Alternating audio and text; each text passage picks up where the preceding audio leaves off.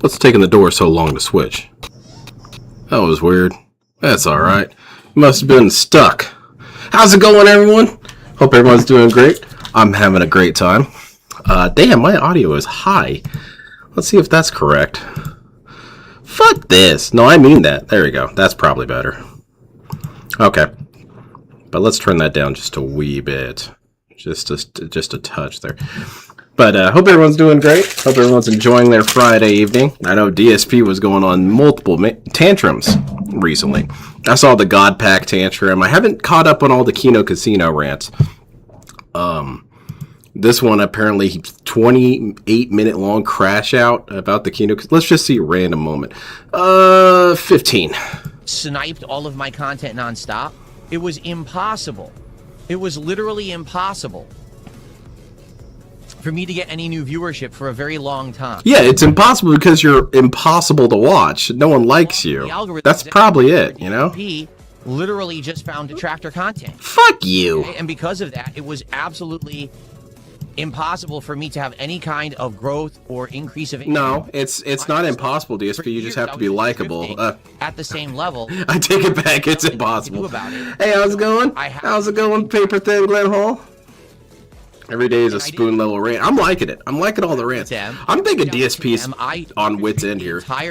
He's been melting down a lot lately, and I mean, I think it's the card packs, man. Because this dude, he's buying them to fill some sort of void, or maybe he's addicted. He's definitely not interested in the cards because he has to know how worthless they are, and he doesn't play the game, so I don't know. He does find he finds a joy in add to cart. He finds a joy in your deliveries on the way. He finds a joy in seeing a present delivered outside his house.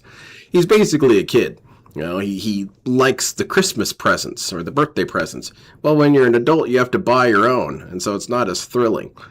Well, for DSP, someone who's never actually grown up, he's content to buy his own Christmas presents, I guess. Or in the sense that he's doing it right now, Christmas every day. So we're going to watch the original Bloodborne. I admittedly don't know how much of this I'm going to be able to get through because it's 3 hours and 42 minutes. And you know me, I take forever when I get high. But it's probably yeah, I think that he's going through some shit right now. And I'm waiting for the moment when he completely goes nuclear. I wonder what it's going to be. Kojima World Order. I hope it's someone taking a picture of Cat. Yeah, we're not watching all this previously on Dark's Fidel. Alright, hello everyone. Darkside Phil here, and get ready, because all the anticipation Alright, how's it going, Notorious Beast? this year has finally I'm chilling. Headley. Need to put on my this is the stream that's going to get me banned hat. On the PlayStation 4, and I have to say in a year where honestly up to this point it's been pretty disappointing, especially for the console exclusive AAA games that have been advertised. I've really not. Someone pointed out that thing that many people have pointed out on Twitter. A fairly on the year, you get some really good Game of the Year contenders. A fairly traditional take. Well, DSP has gone through multiple rounds of puberty. I started playing Dark Souls 1. His voice is nasally here. Then at some point it gets deep again, and then goes back to nasally.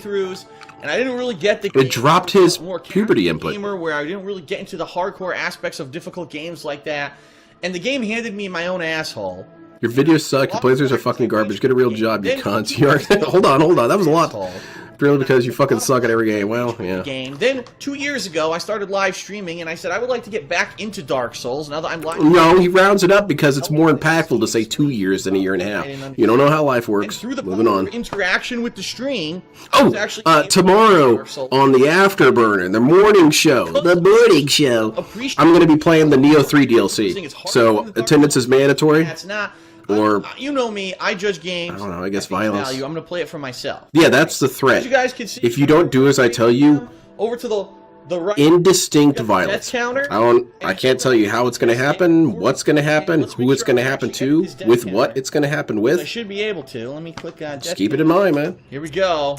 Play online or offline? Well, you know me. I'll start online. Didn't get booty See how it busted. goes. With Dark Souls 2, it wasn't so bad. Man, look at this Dark Souls old 2 ass had some footage, things. man. It wasn't, Holy out of crap. fucking control. Is this back in the hindering my gameplay? Let's see what. It's hard for me to nail when exactly he got the webcam shit going, because he did have some when he was over in Like my cowl. My rider's cowl. And my receipt. Talking like what's her name? Sophia Chu. What? I like that Sophia Chu just sounds like Ray Romano. Oh yes. No, I'm gonna do a dude. That's fucked up, man. Who's a waste of skin, Phil? You've been born. You should never have been born. Fuck. Phil, you should pick that, man. It seems topical. Well, DSP's a little loud. Let me turn him down a little bit. Your mom tried to kill you, but you were resilient. Oh. You want to get through a joke without giggling? Come on, that's something I do. Yes. Giant arms, but little stick legs. Yeah, why not? You could be a gorilla. Be Gorilla Man. Excellent. Gorilla Side Phil. Yes. What would Gorilla Side Phil be like? He couldn't even do those spins that gorillas do because it's always dropping his inputs. Aesthetics. Make him feminine aesthetics. Oh! Oh! I'm not watching this shit. I want to see this dude get annihilated. I'm not interested in him playing dress up with his dollies because it's not even funny. Bacon and the grease shot up in his face. Look at this guy. He's a creeper. He's some sort of denthead. Ooh, pussy face. It's good old pussy face. Ugh. Relative of yours, Phil? Time for kisses. I've got a coworker who's disabled. All right, He's in one of those powered wheelchairs. And my favorite joke to do with him is whenever I see someone in a wheelchair, I ask him if he knows him. All right, here we go. There's nothing on the bottom right. I like doing that. I think it's funny. And I think it's only fair if someone saw, you know, some Hispanic dude's like, hey, Lynn, do you know that dude? The Joker, yeah. chaotic. He does what he wants. I mean, I feel like I know him already. Oh, God. My blood. Now I fuck your office. Oh, Lord. Motherfucker. Oh, man. And then the, ooh, motherfucker. It's shit commentary, dude. Who ever found this shit funny? There were periods in my life where DSP would have been funny to me, but not with those jokes. Okay. He played dress up for the longest. And it's never anything fun. He's never doing anything cool with it. He's simply being annoying. It's crazy how much of DSP's content is intentionally being annoying, but thinking it's funny. DSP legit thought, I'm not touching you, was funny. I'm not touching you. I'm not touching you. Oh, you whoa, whoa, whoa. Why am I getting beaten up? I'm just joking. I get energy. Look, I get health with every hit. Yeah, it's called Rally, I think it is. Yeah, look at this werewolf. He's getting chopped to death. Judo chop, baby. Yeah, baby. That would behave. I'm getting health back when I hit him. I like that. I don't think he's too worse for wear. It's an ongoing game mechanic. Ongoing. It is, Phil. Like he's honestly doing pretty good. This dude annihilated me when I first played. Bloodborne was my first Souls game. Motherfucker bit me. Whenever I make my songs, when I start getting into my music career, that Bloodborne yell we just heard. Motherfucker bit me, and he killed me. That's gonna be the beat drop. I want to do a DSP theme one. He was much more entertaining back then. Yeah, in the sense that he had the capacity to do funny things. Yeah. He was never funny trying to be. Now people are saying don't count it. You're not supposed to. I don't know. Yeah, ban him. Ban that dude. I guess because in Demon Souls you die at the beginning of the game too. Well, the first 30 deaths in a Souls game is free. Actually, it's probably closer to 20. The first 20 deaths are free. Because, yeah, you're going to face a boss who's this giant, writhing mass of tentacles and booty busting. And Saturn sticks. You're going to get killed the first time. What, do you think you're going to perfect it? Teleporting back. Do I fight the fucker again? Now, with DSP, he goes well over that limit. 20 kills? That's free. That's free. Yeah. 20 deaths to learn. DSP, 392 deaths. Huh. What are we looking at, Phil? I don't know. I think the game broke. And now we all sit here and wait. Fuck this. Huh?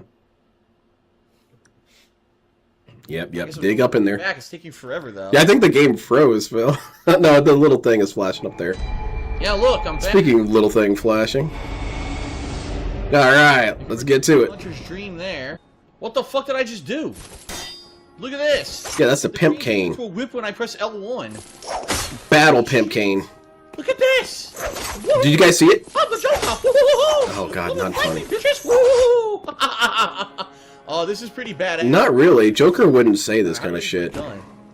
Joker would say stuff like, once Batman sees my slinky pimp cane, his days are numbered! Okay. Something like that, I don't know. Not, woo! Who the hell is that? That's Daffy Duck! DSP, if he started doing that, that'd be kind of funny. If he just started floating in the air and then having his heels together and his arms at his side going, and then hitting his head with a mallet, that'd be kind of funny. They all wear these little hats. Maybe. That's pretty cool. I don't know. He probably somehow ruined it.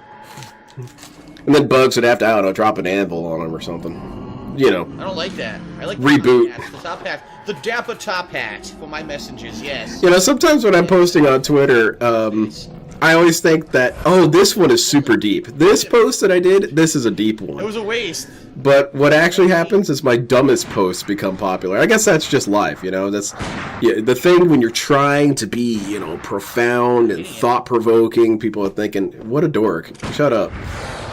Okay, reasonable response. Well, the one that I posted recently that people found kind of funny was when I said I was going to drop a piano on Phil.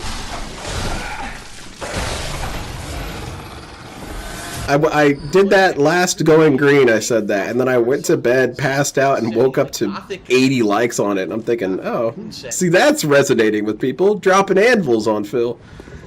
Which Looney Tunes character do you pit against Phil? Now, obviously, the best choice is Bugs Bunny, so maybe we should go for second place, because Bugs Bunny is going to pull this dude's head off. I guess Daffy Duck would be good. I kind of want him to face the Roadrunner. He's a wood. Oh, yeah, watch this. Twitter won't let me post anymore. They hate me. Yeah, Twitter's stupid. I don't like going on Twitter. Twitter's the piss me off app. I don't like being mad. I don't enjoy it because I feel that it's easy. It's easy to make me mad. Just being wrong and stupid. There you go. Fuck you. But with no elegance. You don't have the sort of special sauce that lolcows have that can make their stupid moments funny. You're just being dumb. I don't know if you know this, but Evangelion's a deconstruction of Mecha.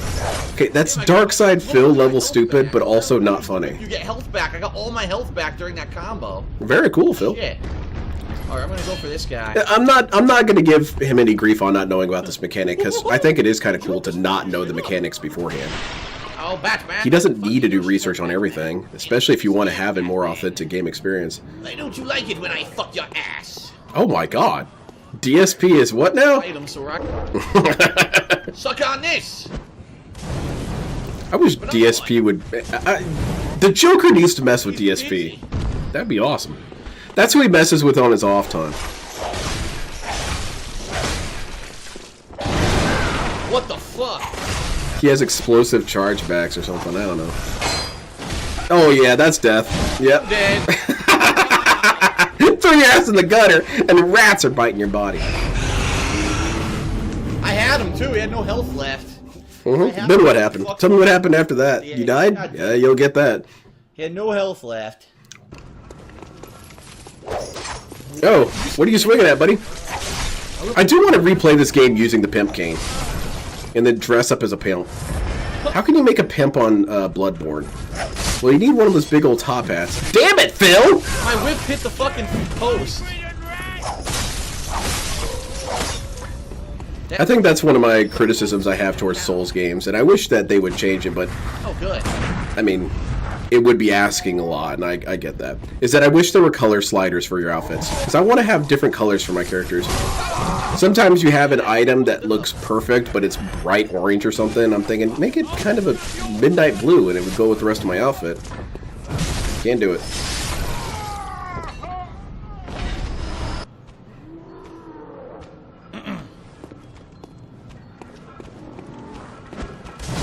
Watch out, Phil. You're getting shot in the face, Phil. Shot. Come Yep, on. getting shot in the throat, Phil. What are you hitting? What are you swinging at?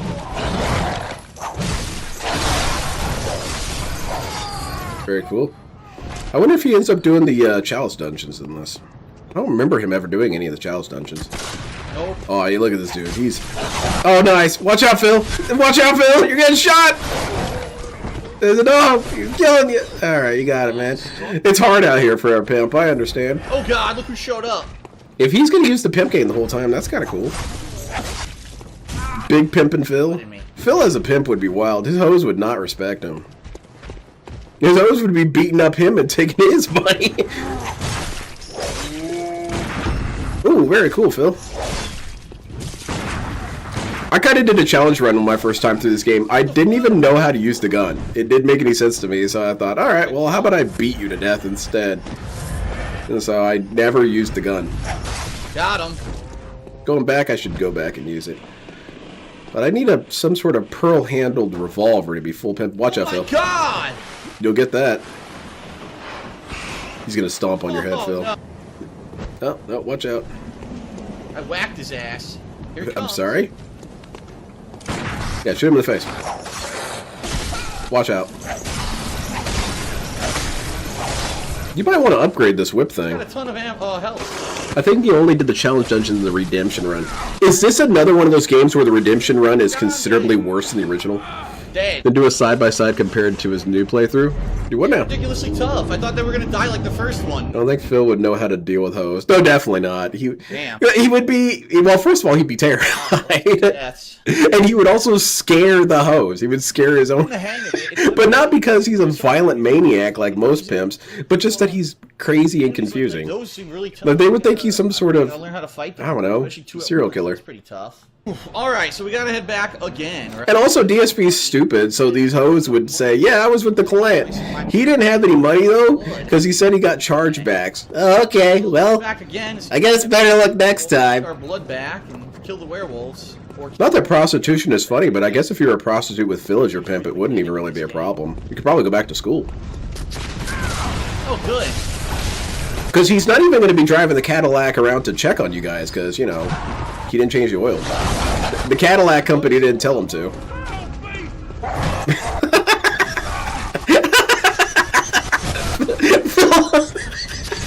And I'm dead. Phil wrecks his Cadillac. Faster than before, and I'm dead. Fuck. Oh, man. I'm kind of liking Pimp Side Phil. Now I lost all the souls that were with the fucking werewolves. Not that I was gonna beat them anyway. I don't like the fact there's not many save points. Unless I missed one, I do not like the fact that there's not many save points at all. Like, I have to backtrack a ton every time to get back to these fucking werewolves. It's ridiculous. That is a ton of... It's weird that he says this, because honestly, I think that the opening city in Bloodborne is the best opening area in any Souls game. And that includes spin-off or Souls adjacent games. The city was cool. Nice and spooky.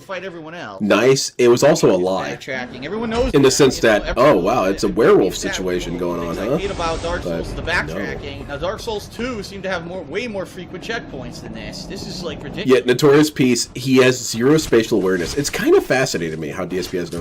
Because I've met people who have lacking spatial awareness. Say you're walking down the street with them and they say, wait, did we come from this direction? You know, that's fairly reasonable. DSP, the best example of DSP spatial awareness that comes to mind right away is that he was playing Dead by Daylight one time, and he was playing as a trapper. The same ridiculousness of he sets down a trap, turns around 180 degrees, does something. It doesn't matter. I think he picks up a survivor. Turns 180 degrees back around, full 360. Completely missed. Walks forward, steps right in the trap. And of course, the survivor gets away because that's the game mechanic. And it's two things. DSP has no accumulated memory, and also, how did you walk right into it? Physically, I mean, how did you manage to do that? Oh shit! Oh, hello! It's a detractor. The cleric beast. Oh, I hope he doesn't joke about the song. Boss room. Here, I'll do it for you, Phil. Shit. I'll be annoying like Phil today. At least with this boss fight specifically. Listen to the music. Listen to the music. Listen to the music. Listen to the music. Listen to the music. I can't, Phil. You hear this? ever take DSP to a concert, man. I can't really hurt it. This cleric beast rules, though. Look at this dude. He's going nuts. Really hurt. I like that he has one big-ass arm. That's his pig roast stomping arm.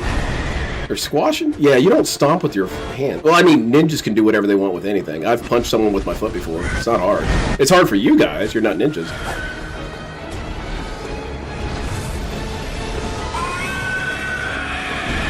Watch out, Phil. He's going nuts. He has a bad temperament. Oh, God. He gets stuck in corner better than anybody world class. It's amazing. And then he blames the camera. I can't see, dude. Yeah, exactly. Case in point. That was fantastic. Can't move or. It's like poetry. What the fuck? I'm stuck on the boss door. I'm dead. I wonder why, Phil. Because you didn't pay attention to your environment. You're not paying attention. That was just still so fucking. His pimp slap. Yeah, exactly. This is when he sends him Stuck flying. against the boss door. All right, time for burrito. Which me against the boss door, and I couldn't move at all. What did I get? I got 2 burritos, but I don't know which one I picked up when I brought them home. Stupid. I saved one for the morning.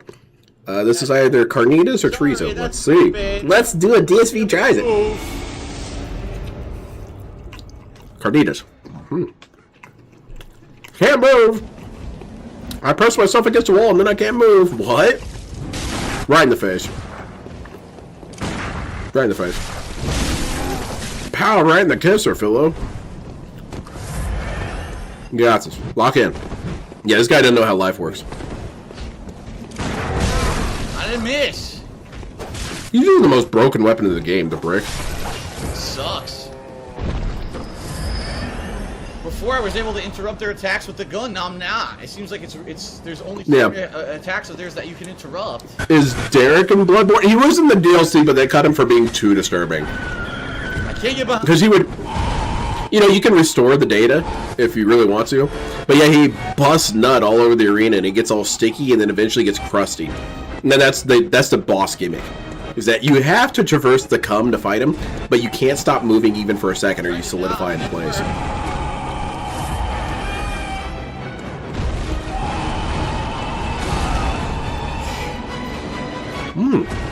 Damn, that's good.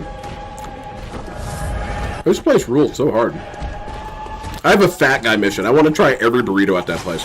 They have like 50 burritos.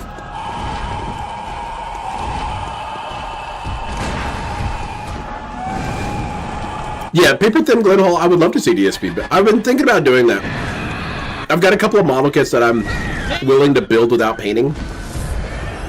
And I was thinking about doing a DSP simulation of you get behind it, and it turns and follows you every. Of a DSP building model kit, but I need some red tempera paint because I can't be actually stabbing and cutting myself. So I need to do some sleight of hand and put the paint on the blade and then kind of put it against my hand. The tip is get behind him, but every time I try to get behind him, he immediately turns around and faces me, and he has no attacks where he's slow and you can attack behind him. So how do I attack him from behind? Yes, he does. You're just impatient and No stupid. idea.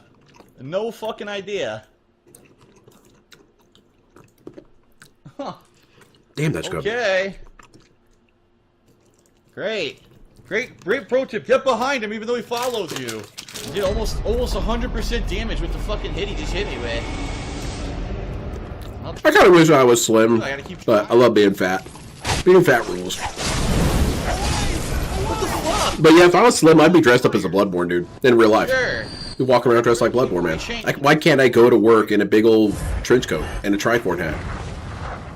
But everyone will think you're trying to be Gosh, dude, look how much. you're trying to be eccentric for the sake of being eccentric. No, I just think that his outfit looks cool and I want to look cool.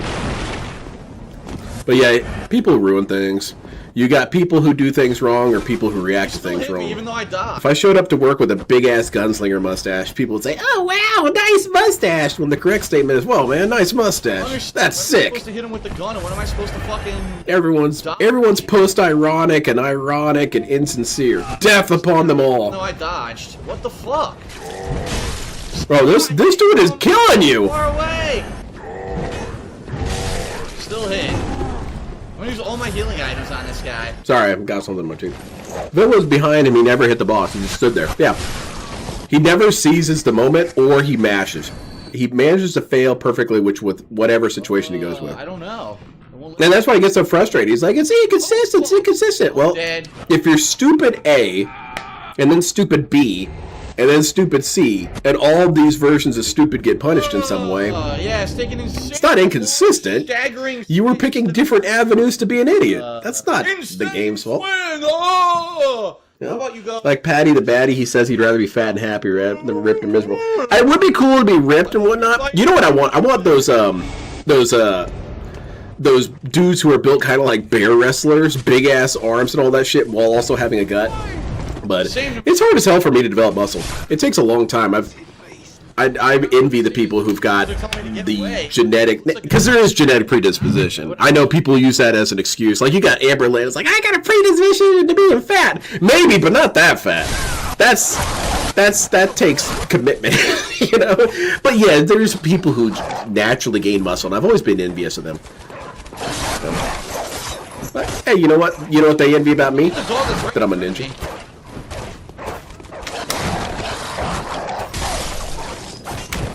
I was literally standing right in front of me. I couldn't hit it. I guess I could just work out more. Change sucks. There's nothing stopping me. Just commit myself. I should do a single pump every time DSP's stupid. Well, shit, man. I'm gonna be ripping through my shirt in no time. Be Johnny Bravo doing poses. My clothes are flying off. Yeah, I want to dress up in a trench coat, though. I think it'd be cool. Trapped in the corner. He can't help himself. This guy's an idiot. He's a very dumb man. And like this, right here. This is dumb. Rock, what do I do? I'm stuck. How the fuck? I rolled back up. What the hell? That's glitchy. Phew. The game isn't working perfectly. What? Madman's knowledge. What the fuck is that? Skull of an enlightened It's man. Phil's thoughts on things. Insight. Where do you need insight for? I don't know. Thanks for plagued rat. It's disgusting. Hey, there's a good quote. Insight. I don't need that. He's not using the pimp cane anymore. This playthrough sucks. JSPM in the cop. Oh my god! Watch out, Phil! Don't fight him! What are you doing? Now you're stuck in a corner and you're gonna die! Anything, I'm dead. Jesus, friendo. How is that fair? It's fair because you put yourself there. The game didn't make you go there. Literally, the same thing the boss did. Just goes like this, body presses me against the fucking wall, and I can't move, and I can't attack because I have no stamina, and I have no health. That's rocks. He put you against the wall. Fair. He's putting on the regular Magnum, not the XLs, because he hasn't graduated to those. Gay? Who's gay, Phil? Nah.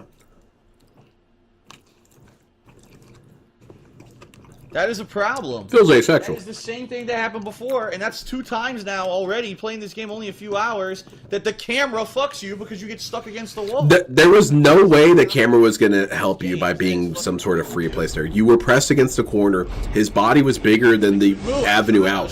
You were dead. I was trying to dodge past and you put yourself there. Shut up, Phil. This is where... what's my homie name? Alright, so... Hello, everyone. Well, Big Leonard is 2 hour DSP's manager. Who's his homie? A little bit more refreshed. I guess I could just be Lynn the Deranged, but I gotta have a new name so I can cut to that character. Phil, give me a second! Shut up! I gotta think really hard. I need absolute silence. I need to come back to Kim this. was blocking the name of the locations as I went to them for the first time. So hopefully this will be a little bit better for everyone, okay? Yeah. Oh, just go. You know what? Call me my favorite band. My favorite, my DSP friend name is Shooty's Groove. One of my favorite bands. I don't know who my favorite band is, but they have my favorite song. You guys want to hear my favorite song? I guess I'm finally high. Damn it! I got sauce on my mouse. What the hell was I thinking? I wasn't thinking. See, DSP? It's not what were they thinking. It's that thinking didn't happen. Alright, we gotta have a small musical interlude. This is mandatory.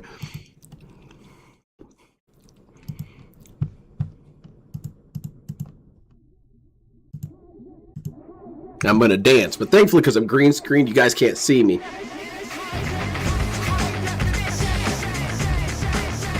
Yeah, we're up here on Club Mecha Ninja.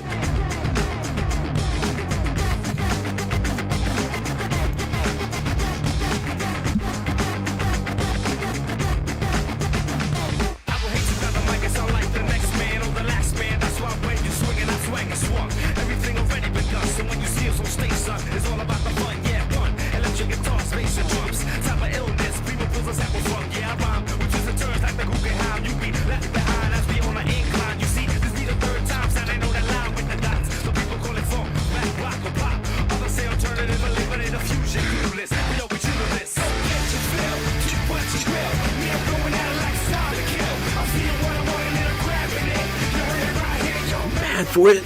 Get your thrill, too much.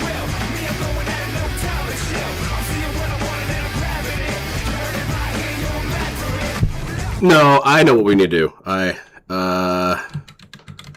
Where I first heard this and where it became my favorite song. We can listen to it this way, because then it's greater to appreciate it this way. Yeah. Street Skater 2!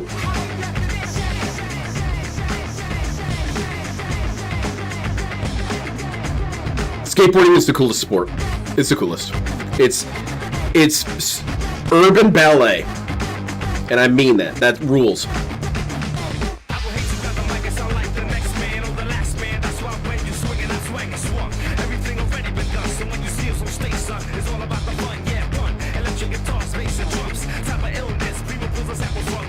How do the Ninja Turtles make skateboarding look goofy and lame?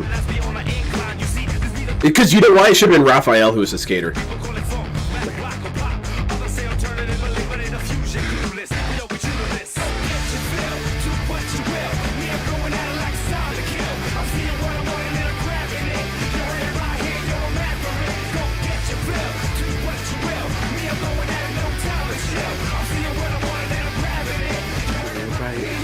Favorite part here.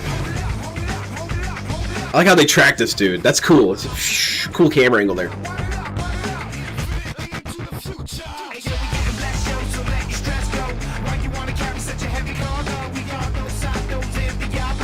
That dude cruising around in the bowls probably having the time of his life.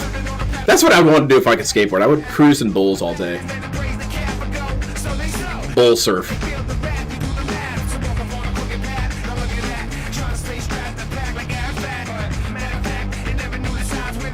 It's Steve Caballero. I recognize him. He has a neck thing where he's kind of, his head is tilted. Cool dude. Really cool dude. I loved reading his interviews in magazines. I wish I had all my old skateboard magazines.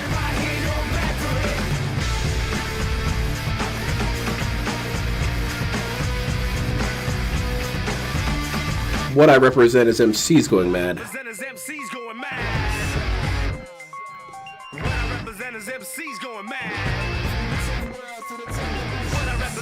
Damn, that's a long ass grind. Awesome. Now this is cowabunga, Michelangelo. Not whatever the hell you're talking about. This is radical.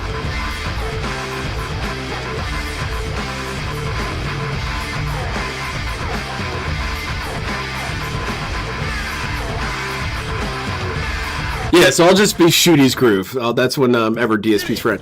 But yeah, that's what I would yell at DSP. I would say, all right, so the backstab. Phil, stop being so annoyed with all the clown noises, and also Phil, stop saying that the camera gets stuck. You put yourself here, dude. Take accountability for your actions, homie. You know what chicks love? They love accountability. They love it. Gets them sopping wet, you know. Get him going on one of his jokes, you know. You kind of have to be, you have to get in the mud to push the pig, basically. You know, so yeah, it'll get the hotties dripping wet, Phil. Okay. Okay, great. Leanna's there. I'd be super annoying to Leanna. Be like, yeah, look at Leanne over there. She's getting super torqued because you're so responsible. Ain't that right, Leanna? Oh, man, why is he here today? Sorry, Phil, I'm cock-blocking you right now, because if I wasn't here right now, she'd be jumping your bones like a frenzied maniac. She'd be a Father Gascon all of her own. I don't know, maybe I shouldn't be so vulgar, but I don't know, maybe. I tried. Maybe that'll get DSP to not be vulgar. I'll take that card from him. I tried, and when he was jumping at me, that's probably one of the coolest boss fights ever. He attacked right through it. There's a werewolf. Be like he goes beast mode. He's had enough of that bullshit. He starts right through the bullet. He starts wolfing out. Nope. Yo, he spreads the Eldritch. Did you see the God of War demo and his shotgun? And yes, I saw him. Here's the thing: is I kind of agree that's bullshit. But dude, is that really what's gonna make you turn the game off as a single buggy death? Dude, I'd love to see you play Halo 3 back in the day. There were buggy deaths all the time. Buggy deaths just happen, man. Shit happens, Oh, you dude. need money to do it. If that's what's going to turn you away from a game, you're an idiot. You're in the wrong place. Let me sell something quick to make a little bit more money. Also, it's a damn beta. Cut it some slack. I'd like to see you do anything correct, though. Watch out! He's doing one of those sumo shoves. Wait, he still hasn't beaten the boss? I thought he beat him already. It's a fucking healing potion, great. Because it cut ahead. I thought we were done. Take him out, Phil! Kill this idiot! Yeah, he was fighting Father Gascoigne. Oh, he hasn't beat either of them. Oh, okay, I see. Oh, shit! Yeah, beat his ass. I fought a cleric beast the other day. I kind of did the only thing that was cool in Attack on Titan that survives how terrible that show is the way Levi would do that corkscrew slash up something's arm. That's pretty ninja-like. That's pretty sick. Ninjas do a lot of spinning. We also do a lot of stabbing. We do a lot of killing. We do a lot of utter annihilation. It's one of my favorite ways to kill something is kill it so hard everyone in the room doesn't even freak out. They're simply too terrified. But yeah, I did the Levi arm spin on Cleric Beast. It was pretty cool. He loved it too. He thought it was hype. What's it doing? He's having a tantrum. He just... Never mind. He has no accumulated memory. I was going to say, he's doing the very thing that he keeps talking about, how he puts himself in corners and can't see the camera. But I guess it all worked out. So this is the game working correctly. When DSP gets lucky and doesn't get punished for his stupidity, that's the game working correctly, apparently. Oh man, he's getting totally torqued! What was it DSP used to say, rippin' pissed? I never liked rippin' pissed. I thought that sounded dumb. I always liked kind of weird surfer-adjacent language. Oh man, this dude's getting torqued. Guy's having a conniption fit! Oh, that kind of thing. I guess I am like Michelangelo, except I'm cooler. Michelangelo sucks. Michelangelo is probably...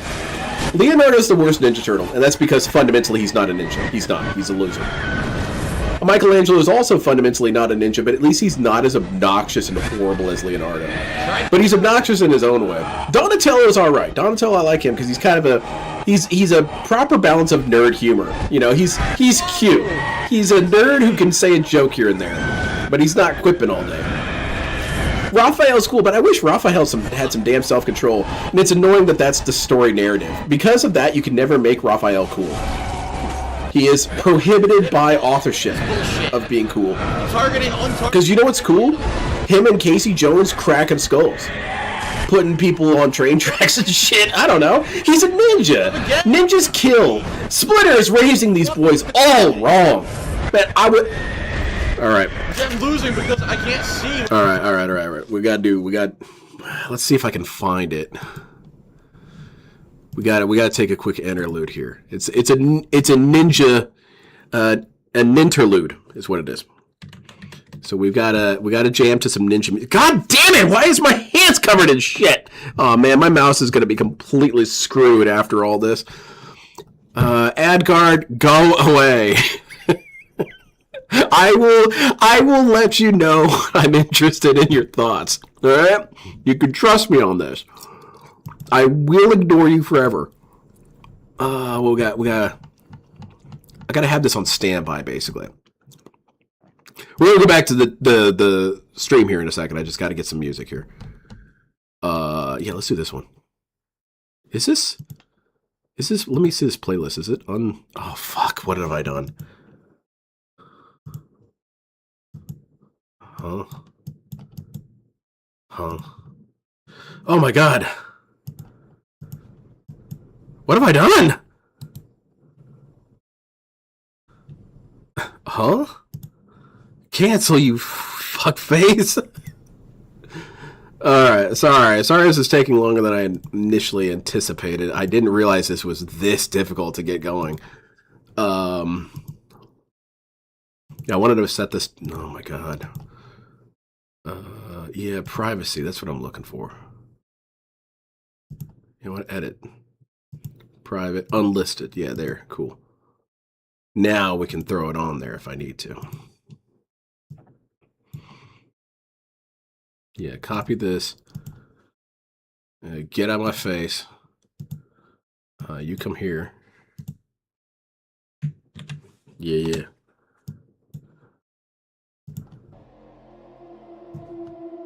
Okay. Gotta do a quick little interlude here. So, let's see. We'll do this in stages. This is Teenage Mutant Ninja Turtles, but Lynn, the deranged version. It's the deranged edition of Ninja Turtles. While these kids are getting trained, I'll say that they're not Teenage Mutant Ninja Turtles. They're about 6 years old.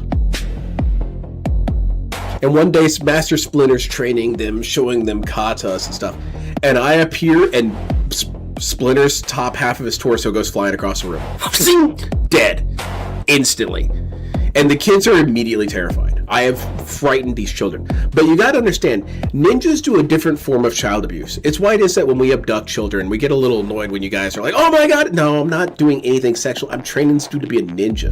And you know, here's what it says, kind of like the Sith thing. At some point, this dude's gonna learn that I'm the one who killed his parents. They're gonna learn, and he's gonna have a choice. Is he gonna be a ninja of vengeance or a ninja of progression? A ninja of progression says, they were weak. You trained me to be a ninja badass. I accept that. Or you're like, no, you killed my parents! And then what happens? Master kills him. There's never been a situation where a ninja did parent revenge fantasy against a full-ass ninja and live. It's never happened. But of course we lie that it's happened because it's funnier when people try. So that's the process. And it's the same thing with the Ninja Turtles. They witness their master go flying across the room.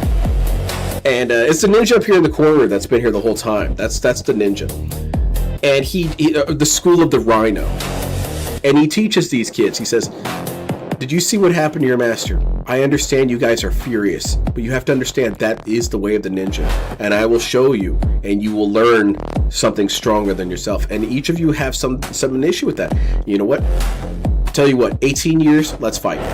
18 years, let's fight. Because, you know, it's kind of like adulthood. At 18. And so that's the promise that I've made with all the Ninja Turtles. At 18, when they are no longer, or I guess it'd be 20, because then they're no longer teenage. Okay, when they're 20, we fight. And they can go out as hard as they want. They can avenge their master. Let's see how you guys do. The reality is that the actual ending of the story is during the fight they realize, actually, no, this works better for us. So, all right, I'm locking in all of them. Raphael, what are you doing? Size? Okay, size are cool, but sharpen them. Sharpen them and start putting them through their head. Start putting them through their chest. But, Master, that'll kill them. Yeah, we're ninjas. Ninjas are killers. We kill. If it ain't killing, it's not a ninja. Unless you're doing some sort of stealth operation, you're stealing something or something, and you don't want it. If you want to go completely ghost, but understand that when necessary, a ninja will put you down. So, okay, Raphael, you gotta start putting the size through people. And here's some other stuff. I want you to trade out one of your size for a Kama. Sai Kama duo is a pretty solid duo. So he's taking out these Foot Clan dudes, ripping Z's in their chest or whatever. Okay, who else? Leonardo, I'm digging the dual sword thing, except we're not doing that.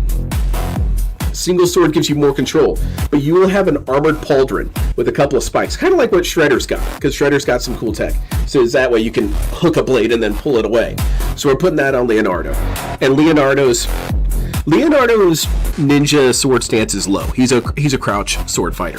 So we're doing a lot of that. So you feeling it in your head when you're listening to the music? Okay, what's up, Donatello? Donatello, I mean, the bow staff is solid, but he's going to have a sort of weird trick one because he's a gadget guy. So it's got like a step that can come out so he can climb over stuff. And also has a retractable blade and then also a fixed blade. So say there you go, Donatello's fighting some foot dudes. He's, slashing them up, all this and that. Well, eventually he does catch some wood or something and they do the right thing. They do what they should do and snap his blade off. Well, here's the thing. It's hidden one, and it's still happening. We're still in danger.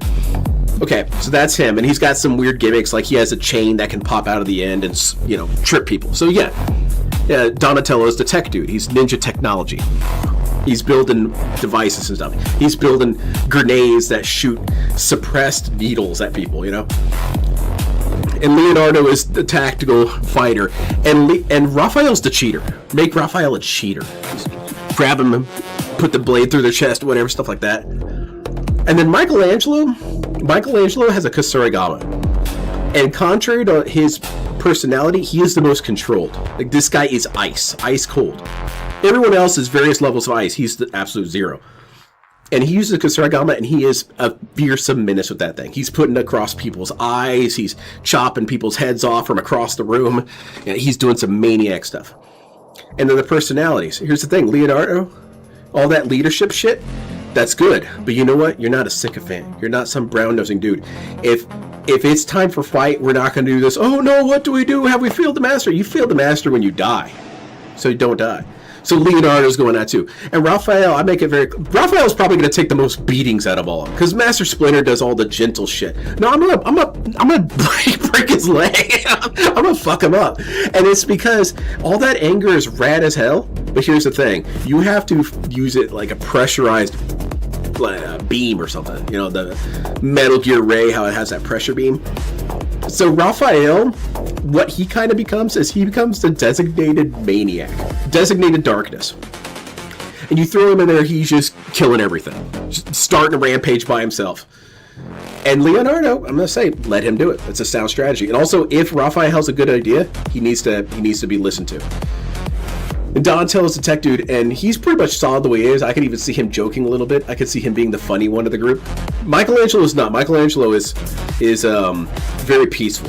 He's not terrifying in his silence. He's serene in his silence. And he is the harmony guy, not the party guy, nunchucks, pizza, skateboard, reading comics. That shit's lame. That shit's bozo crap. No, man, this dude is... And he can do those things, but he does them in a cool way. You walk in, and he's in this big-ass library with all these wooden shelves. And he looks up from his comic book. Leonardo, what do you need? There's no joking. I see that you've come into my library. You look serious. Who are we killing? Leonardo says, we've got some foot remnants over on 3rd Street, hiding in a subway. We're taking them out. Is this for money? Is this one for money? I mean, we could probably rob whatever they got on them. Okay, we'll do that. You know, ninjas are cool looting bodies. You know, I killed you. What are you going to do about it? Okay, so but then we do an analysis. And here's Raphael's other thing. I want Raphael to control his anger by being the strategist. He's the one who maps the area. He's the one that sees all the points. And then he comes back and reports and he says, all right, what are we doing, Raphael? You want to have a contributing factor in this role. Leonardo's the combat leader. You know, he's boots on the ground sarge. You're a strategist. What do we do? And Raphael, of course, he's an idiot. He's, I don't know. We should just bust in there. Wrong. Smack, smack, smack, smack. You know, leg out, kick your feet out. You know, shame this guy. Shame him in front of the other ninjas so that they know what's up and he knows what's up. I say, no, that's stupid. You get your 3 brothers killed. You go in there, you get captured, you're bait, they kill your brothers. None of this, you must be wise, Raphael. You must be like the willow across the desert sand. Whatever. No, you say, all 3 of your brothers you've just sentenced to death with your plan. Sweep his leg, you know, again. Get on the ground, Raphael. And then I said, new plan. What's your next strategy? Okay. And he's kind of, all right. Being stupid is getting painful. I better stop. Okay. Well, here's the thing. They've got the west side. I like this voice from Raphael. They've got the west side over here, and they're doing this here, and they got kind of an opening here. Okay. Where's Dawn coming to this? What is Dawn doing? Well, there's not a lot of climbing we have to do down there, but there could be some open spaces where his staff could do the most damage compared to all of us. Even Michelangelo. And there's a lot of junk around. So the chain might get caught on stuff. Okay. And so they were strategizing. And then it comes time to attack. And Leonardo's execute Raphael's plan. Move here, move here. Raphael's going in there and going down the south side. And he's pulling people apart and throwing them down the stairs. So they're all getting drawn to the south side. Well, then they infiltrate the east side. And then it turns into a bloodbath. They got flanked. They got ninja flanked. Ninja flanked is instantaneous L. Anyway, speaking of instantaneous L's, what's Phil up to? Man, Ninja Turtles are infinitely cooler now. You're welcome, everyone. Come on, man. I can't.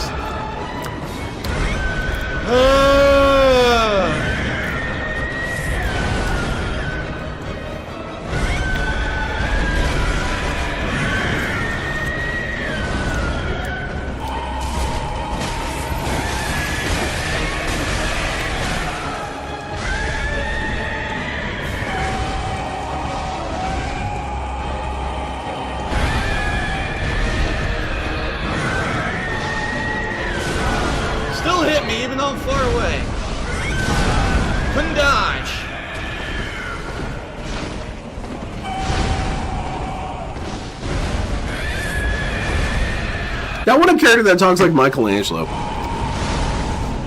Here's the thing, I've been thinking about weird things to do in my writing, and one of the things is I want to be genuine in ways that I truly want to be. And one of them is, I should be able to write my book however I want. And one of those ways is I should be able to say, this character sounds like Raphael from the Ninja Turtles. And I'm not going to get any sillies, I'm not going to get any tee-hee-hee, post-ironic, goofy crap, it sounds like Ninja Turtles. No, I mean, the voice actor for the first Ninja Turtles movie, I like his voice. I like Raphael's voice. So, he voices a character in my story. It's the same guy. He does the dub. It's fucking ridiculous. The whole problem is, it's an... But who's going to talk like Raphael? Targeting sucks. He'll come at you, okay, I want to hit him. You go to hit him, all of a sudden you lose your target and you're flailing around, then he gets 2 or 3 hits on you. It's like, how about if the targeting worked, it would be easy to beat the boss. The targeting doesn't fucking work. But yeah, I do that. I put what song I'm listening to in the book. Man. But like, I was listening to this song when I wrote it. So if you want to imagine the scene or feel the mood the best, listen to the song. What are they going to do? They can't copyright claim me. They can't say, I'm sorry, you have to take our name out of your book. Sniff my ass. Yeah, I just became a banned book. I make this shit look easy.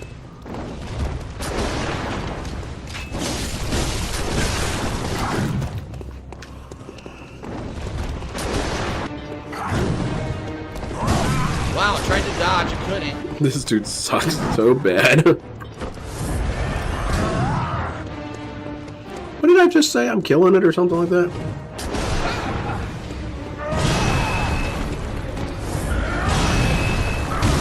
What the fuck?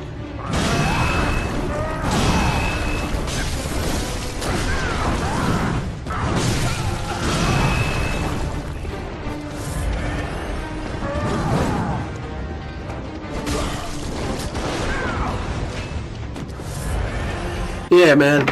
I can make anything better with ninjas. Batman becomes way cooler as a ninja. He basically is Ninja Punisher. Because Punisher is, you know, he's tactical. That's his thing. He's a Spec Ops guy. Dude, I'm done. So he does ninjas a different way. Spec Ops is within the umbrella of ninjas. Spec Ops dude is a ninja. So, you know, you got... What was I talking about? Oh god, I'm terrible at this. Done, I'm stuck. Do it again. Watch out, Phil. Don't put yourself in the corner. I don't understand. Like, I want to smack him sometimes. Like, he's my little brother. Smack! What are you saying? You sound like a fool. I didn't beat on my brother, but sometimes he got his shoulder smacked. He's being annoying.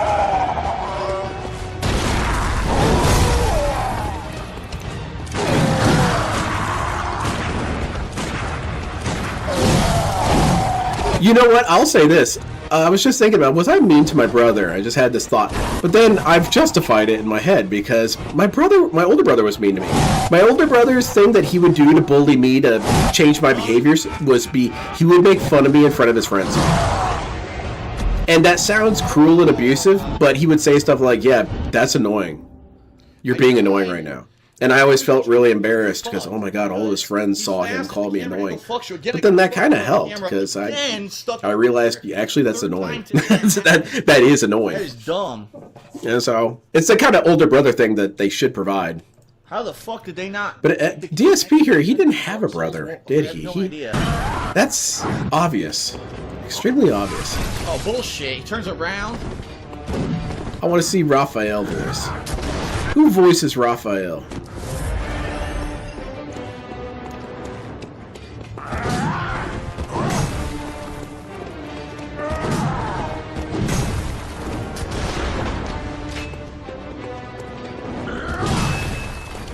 You know what? I'm gonna go get my souls. They're up here. I just realized.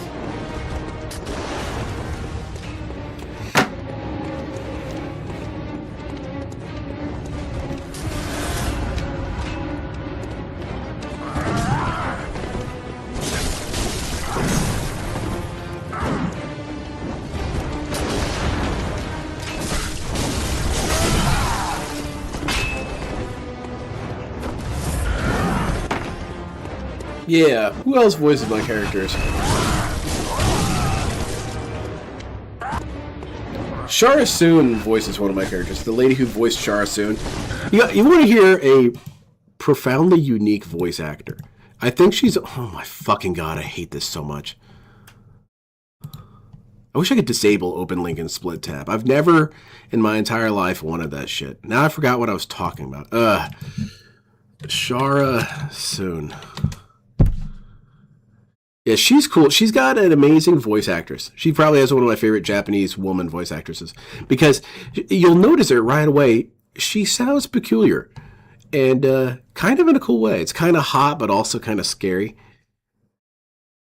No, that's not a good one. It's just her dying. I don't need to show you guys that scene just yet. Yes, spoiler alert, Shara soon dies, and it's a humongous bummer. But yeah, I like this voice actor a lot. I'm gonna have to skip through this because these dickheads will try and claim my shit. As they always do. Okay. Now.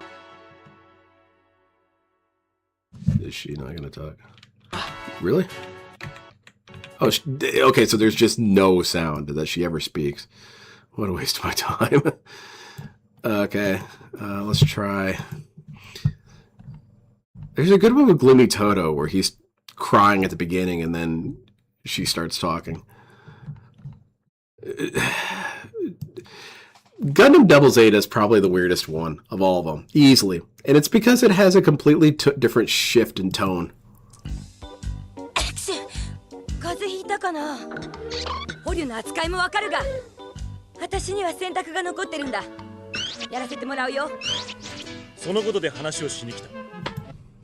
All right, but yeah, that's that for you. Hit him with a knife.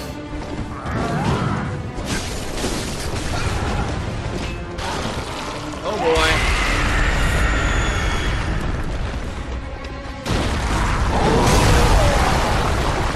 That didn't work.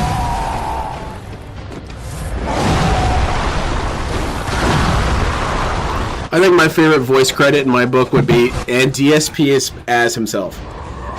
Because DSP, I keep mentioning this, he shows up in my story, and he becomes, he becomes my pet, basically, my digital pet, my Tamagotchi. I have a DSP Tamagotchi. But it's Tamagotchi in the sense that it's Cortana. It's a digital construct. And, it's got DSP's entire neuro map, so it is a fill clone. But it's also restorative neuron damage, so I have access to old Phil. I can restore his dead neurons, which there are plenty.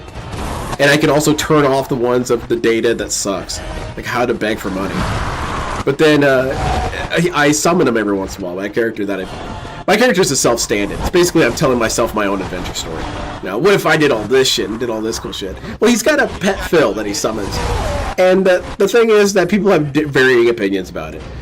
The engineer loves it. He's also a huge fan. He eventually, he shows him the internet of the humans, and he learns all about Phil, and he says, "Oh my God, you're right. This dude rules."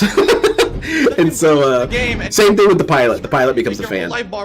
And so they talk about Phil sometimes, and I think it's just a fun way to write DSP lore into fiction. I staggered him once ever, but the others are not a fan. The Doctor thinks it's macabre. She thinks it's gross because it's basically a digital mind slave, which is fucking annoying because I have no potions. Kinda, yeah. I can see that argument, and I'm not apologizing. I would love to have DSP as a mind slave. I would make this dude do so much dumb shit. I would be Am if I had access to Phil. I tried to dodge, didn't work. Maybe I should tweet that. Come on, that's cheap shit. Ugh.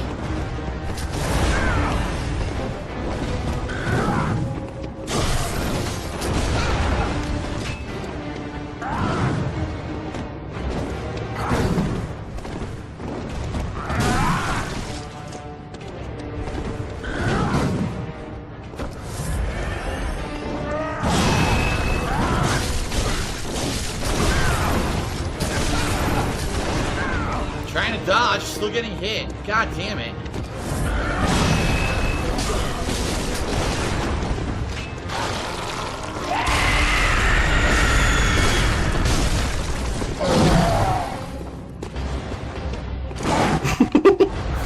I would be Am for Phil. In my clutches. In me power. And then, wow. What's the? Hold on a minute. I'm sorry, I gotta look up for some. For the record, that was one combo. He said swipe, swipe, pound, and I had no chance to move, and I died instantly. Yeah, you'll get that. You're still on the same boss, Phil? Holy crap. I had him.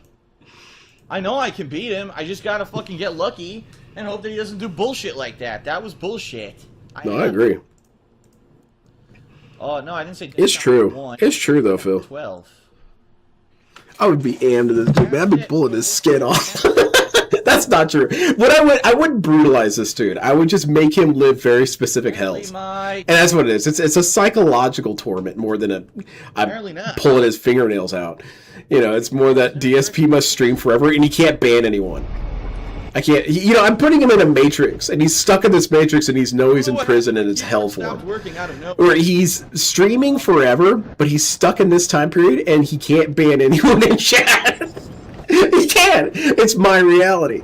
So he's frustrated because his entire chat is insulting him the whole time. He can't do it. It's not working again. Oh, I would brutalize this dude. You hear that, Phil? I would torture you. This is the stream that'll get me banned. I would torture Phil. Anyway, yeah, that's... But it wouldn't be physical torture, Phil. You ain't got to worry about it. Later. You don't have to worry about your delicate skin. All right, everyone. So I'm not pulling your arm off, Phil. Bloodborne. This is I'm gonna make it so you can't ban anyone. After doing some grinding and exploration last night, real quick. I'm gonna hook up an electric car battery to your space bar. If you try and touch your computer, yeah, that's what I thought. So I was able to upgrade my character several times. Number 2, I was able through exploration. Yeah, I would torment this poor dude. I really didn't need Phil. pretty equivalent to the armor. I do feel bad for Phil. I went ahead and sold it, and then number 2, I was able to find a badge called the. I know a lot of detractors feel no badge or something like no that. pity for this guy. A giant pig was at Nope. where I killed it, and it allowed me to buy new items over here at this vendor. And one of the new items that DSP is kind of a freak of nature. Gun, take a look. It's called the In a way, DSP is kind of blameless. Pistol. Look at I'm not saying badass, right? Here's what I truly mean. Specs. DSP is something of an X-File. The repeating pistol. You've had many times in history where you've had The X-Files. standard pistol, but it'll actually use by X-File. bullets per shot. But as I was testing it last night, I found it actually stunned easier than the standard pistol, and I'll show you tonight what I mean. I learned X-Files are weird occurrences in history. So there you go. And Number 2. I think that DSP is a sort of I feral child, also because that's happened in was able history. to You've had people, level up my a child who was raised by character. wolves, Level 24, not and how was he 24, different or it's not whatever. incredible And it would be, level. this dude was a wild animal, and there was nothing you could do. And the reason why is because it was raised by animals. It was feral. In a way, I think that DSP represents a sort of unique psychological profile. He's essentially a pig roach. He is a new psychological pantheon character, basically. He is a pig roach. Narcissist, no. You got combined stats, and he's a pig roach. How do I do this? I can see that. Then DSP would be institutionalized and pistol whipped to death. Okay. But then there's ninjas. I can't. Then there's look. ninjas. Huh? How does this work? It's not letting me do it. It shows Oh man, is it? Here, but it doesn't. Okay, well, to actually put the gem on the. I hope he'll be honored if I say this. I don't get it. I don't know. Look. But I'll say this. Well, forget it. I'm so My homie Bode has one of the most unique voices I've ever heard in my life. He has an incredibly beautiful voice, and I mean that in the most profoundly sincere way. He's got an interesting way he speaks, and I think it's cool. I unlocked the note. And what was it? I hope he appreciates that, because I want one of my characters to talk like him, because he has such a unique way of speaking. Well, he doesn't have a cape, so that sucks too. All these gestures are terrible. All right. Whoa.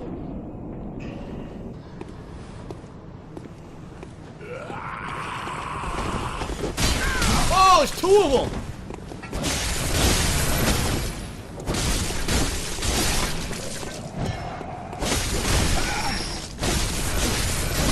Fuck you. You want some? You can come get some. Oh, good to see the counter did not work. The parry.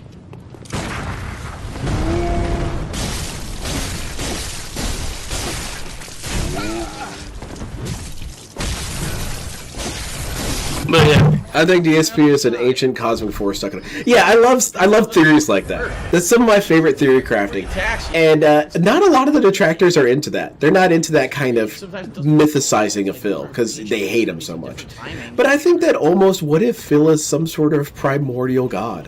What if DSP is the Roman god of idiocy?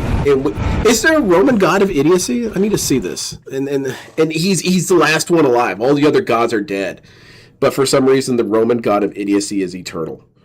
Roman god of idiocy. Let me see. There's no official Roman god of idiocy. Okay, shit, that rules. Now DSP is the Roman god of idiocy. Okay, that's cool. That's my next profound post. Oh shit, what happened, Phil? That was scary. Okay, that was great. What the fuck? That's not fair. A 100% damage attack that I couldn't do anything about. Okay. I guess that's going to be unlucky number 13. What the fuck was that bullshit? Yeah, or I like to think that DSP is a primordial force, kind of like an eldritch horror. He's a cosmic abomination. Fuck. And he manifests by being the dumbest man possible. He hurts you, psychic damage. Well, it's not Dark Souls, Bloodborne, but technically it is. But yeah, I like the idea of summoning Phil. When I told this to people, I had the worst reaction. You know what? It was kind of a reaction of lack of confidence, truth be told. And I took it as a personal challenge to push myself on this one. And that is, dude, that's going to get annoying. Wow! And I thought about it really hard. I thought, I initially said, that's not true, that's not true, that's not true. But then I thought, it is true. It is true. DSP could get really annoying. He's basically be Jar Jar Binks after a while. And that's not happening. I'm not going to have my kick-ass story ruined by DSP running amok. But what I did say is, okay, so I'm going to only use him in very specific circumstances to kind of have just a DSP reference come in. Instant kill. DSP reference online. Cut! Something like that. Everything insta-kill you. And so one of the things is we talk about, there's a political, sort of philosophical discussion where they talk about how some people were pressed into extremely dire circumstances and did what they had to do. And the other person basically says, well, I always feel like there's another option. You don't have to kill whatever's in your way. Dodge! Thank you! And then, and I basically said, there's adversity. And I said, what do you think of this, Phil? And Phil pops out as Cortana, and he says, you know what? No, that's LTG. You know what? I did have some adversity. I didn't know where I was. I was at your mom's. Oh, God damn it. Where I was, and I died. I guess I should have a matching Dale pod. Just have a Dale slate. Dark Souls, they never fucking fixed it. What the fuck? Again with this camera.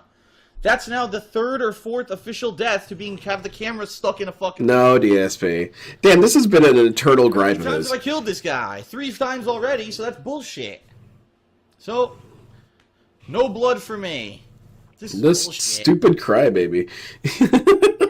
What a buff. I'm tired of it, man.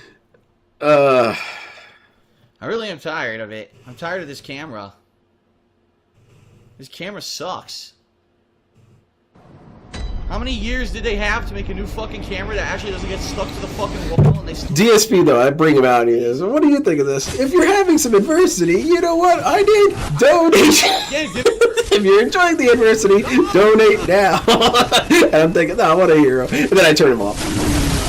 And then that's when the conversation comes up. The doctor comes up and says, that's disgusting. I said, what are you talking about? He's a mind slave. Yeah.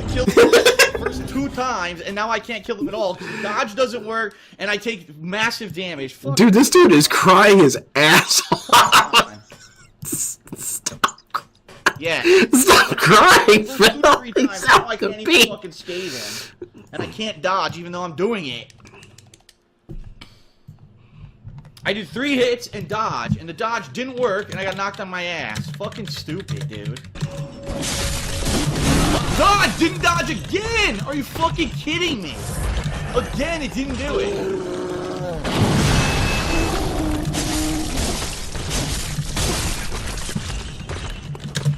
Okay, that's good. Yeah, DSP is some sort of eldritch horror. Look at this. and he manifests through sheer stupidity. Because, you know, there's no telling how the madness comes. Maybe DSP finally reaches this point of sustained buildup, and all of the detractors are going to start floating. We've been hit by his death beam. And You if know? you hit you once, you're almost dead. And And so then we become his mind slaves. Then I guess the tables have turned. Let's go back upstairs. But that'd be awesome if DSP erupted into Eldritch 4. Careful. Gotta do another stoner post immediately. Tried to dodge.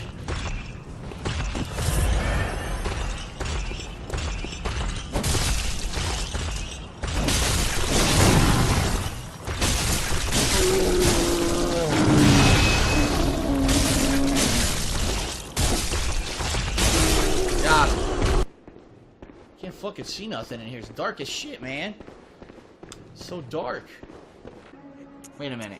Oh, wait a minute. DSP as an Eldritch Horror would be So, awesome. bunch of shit I found. What else is DSP? I like having DSP as a caveman or in certain situations that he wouldn't normally. I want to put a cowboy hat on Phil and make Cowboy Phil. He's like, basically, yeah, I'll put hats on him too. I need to see that. Might be enough to level up now. I think it is. Welcome. What is it? Very well, let me. Yes, good. Okay.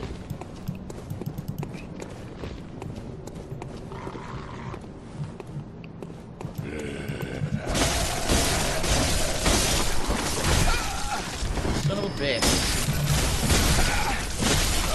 Oh, he killed me. Good. Again, keep in mind, these are guys that I can easily just mash right through, but the game just decides, oh, he'll do a counter hit that does like 90% damage, and then, you know, you'll have no stamina, so, okay. Great. Doesn't really matter. It doesn't really matter. I'm right there anyway. I'm gonna get the souls back. Hey, look. I think DSP is a cosmic. I also think it'd be cool if DSP was some sort of super enlightenment. What if DSP is simply too wise for the earthly realm? And what if he's a sort of semi-nirvana of pure idiocy? Not blood echo, soul. Now again, these things are seen as some sort of good thing, not necessarily.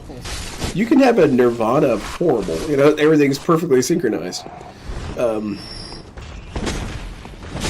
Oh shit, watch out, Phil. Watch out, Phil! Goodness gracious. His camera being smaller is so much better. Yeah. I kind of wish I could make a filter where it takes his head, shrinks it down, and puts it over an image of his couch. I could get an empty image of his couch and just have him be on his couch still. But I prefer the blurriness. I guess I could put a blurry filter on there. This is already a lot of work. Yeah, because then it would be weirdly jarring, because the only way it would work is to have AI fill in the rest of the screen, and then I put DSP over top it. I suppose that could work. Now, whoever the fuck this Yeah, I won't put. Okay. But yeah, Bode's my man. He's got an incredibly cool voice. This man. Whoa! I like how Bode has this interesting way of sounding like a redneck, but civilized. If that makes any sense. He's more of a mountain hermit kind of guy, a mountain monk. You know, a monk of sorts. What the fuck am I gonna do to kill this guy? And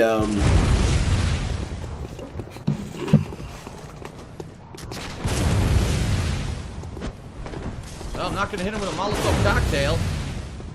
This guy's an asshole. I need to get behind him or something. Huh. Come on. Man. I like Bode's. He's infinite ammo, right? Bode's Fucking fight and never run out. quips are phenomenal. He has some of the best quips. He also has an interesting way of speaking, reminiscent of my older brother. My older brother has a weird way of talking, and he kind of gave himself an accent, and so that's cool. Never fights. But I like his non sequiturs. I like Bode's non sequiturs. Nope. He's like, hey, how about you drink this cup full of wieners? I'm not fighting you now. I think that's pretty funny. Asshole.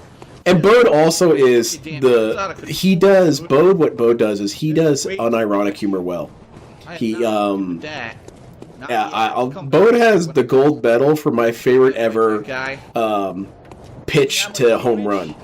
And that was when I said, Sabrina Carpenter, Day 3 was she in Guar? And Bone, without missing a beat, says, yeah, I think she was ballsack. And I want to explain what And he doesn't laugh, so he doesn't ruin the joke. He simply sends it soaring. this game. That was great. This box, this storage box, automatically stores extra blood vials and And it's frustrating because I never have anyone nail that pitch. That everyone always simply laughs at what I say, and I'm thinking, no. I do the setup. You do the what are they finisher. talking about? And then more often than not, they simply drop the ball or flies past them. I'm thinking, what the hell? I sold them, and I used it to level up a little bit more.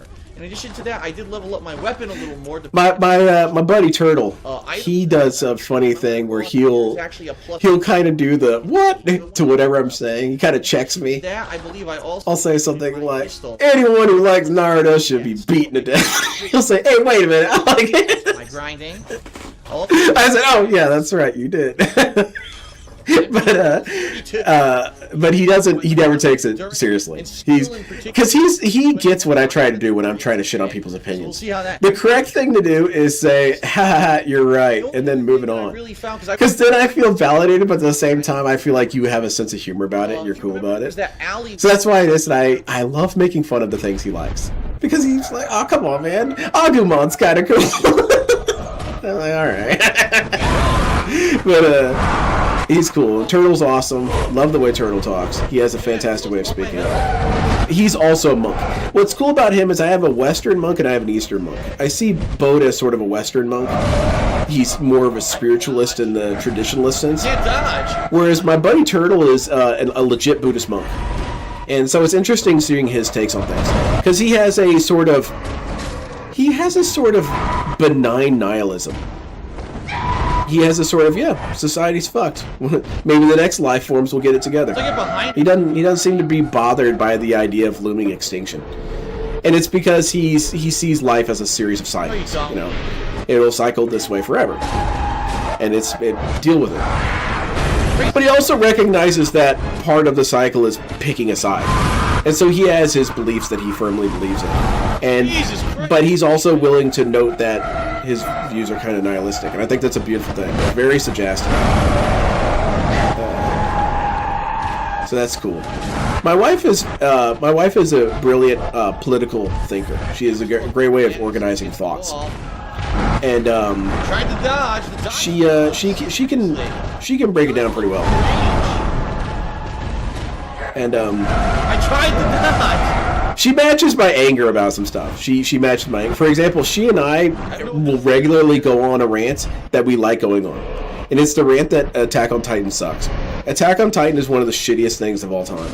It's kind of why that interview of Alt, that Going Green with Alt will probably be one of the most legendary ones. Because I ran into a sort of person that I encounter on the internet all the time. And I've always wanted to talk to him. And that is, for lack of a better way of putting it, an anime normie. This dude is extremely normie.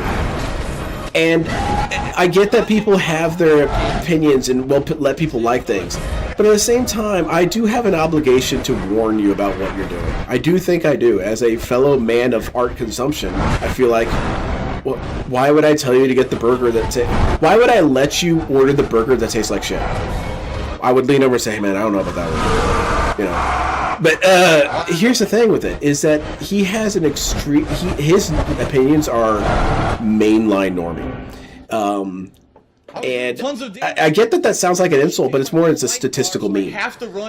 And so he likes One Piece, and One Piece is truly the most bottom-of-the-barrel anime. And he has kids, and I understand watching things with kids, but there's better stuff for kids than that. there's some good shit out there. That stuff's garbage. But you know, that's my opinion. But he liked Attack on Titan. He thought it was beautiful and well circulated. He thought it was a good story. No, actually, Attack on Titan totally sucks butt. It's got one of the worst stories of all time. And I truly believe that. And my wife and I go on this argument all the time about it. I think we we discussed it on stream. Because she's 100% in agreement with me. She thinks the anime totally sniffs ass. And the reason why, for anyone who hasn't seen Attack on Titan, and for anyone who has, this is for all audiences, Attack on Titan sniffs fat ass. And that is because it is a story that betrays itself. It literally, in the sense of literacy, makes no sense.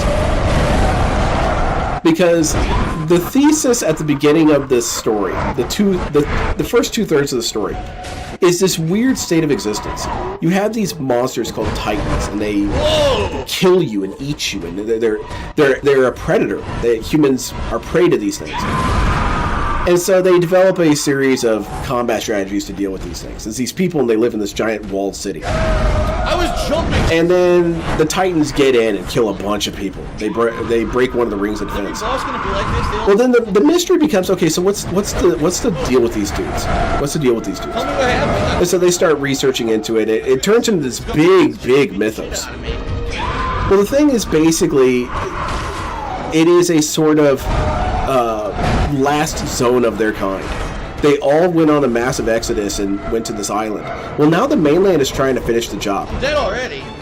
And they have this technology that turns them into Titans. So they just dump them constantly on the island.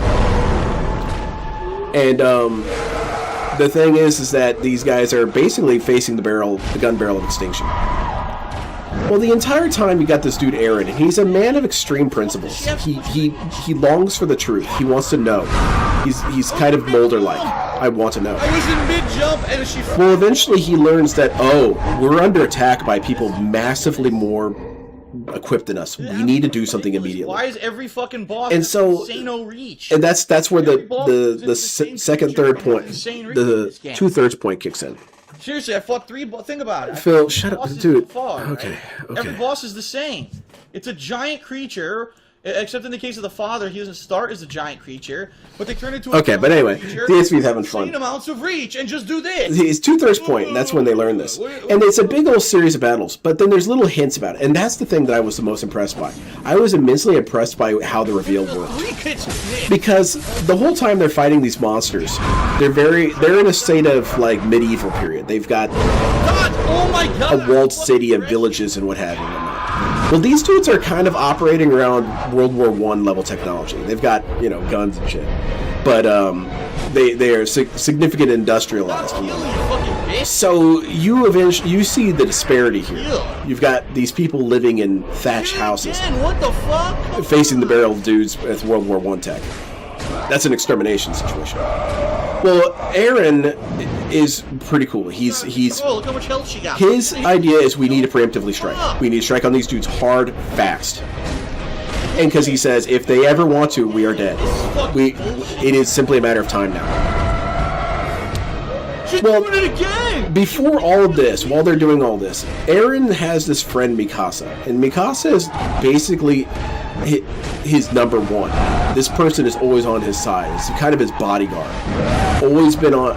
She loves him. She loves him on a multiple levels, and so she's devoted to this dude. You have this character Hanj, and Hanj just kind of represents the excitement of discovery. And so this person's been interested in the world since forever. Where do these monsters come from? How does it work? What kind of science is at play here? And so she has a sort of zest for knowledge.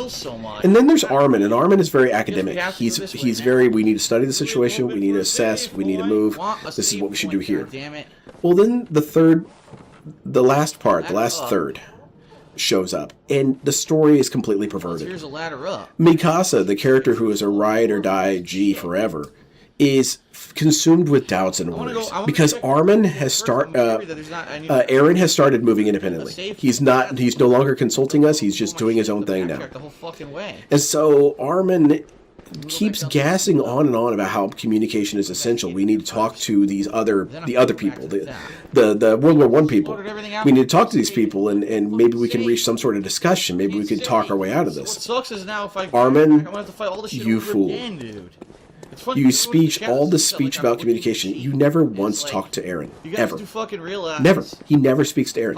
Furthermore, Aaron starts speaking to one of the enemies. So he's actually doing the thing that Armin would suggest to do. Hidden path waits ahead. Yeah. So Armin goes from this incredibly intelligent dude to basically mentally retarded. Point here either. He is cosmically stupid. And second guessing Eren far past any sort of sense.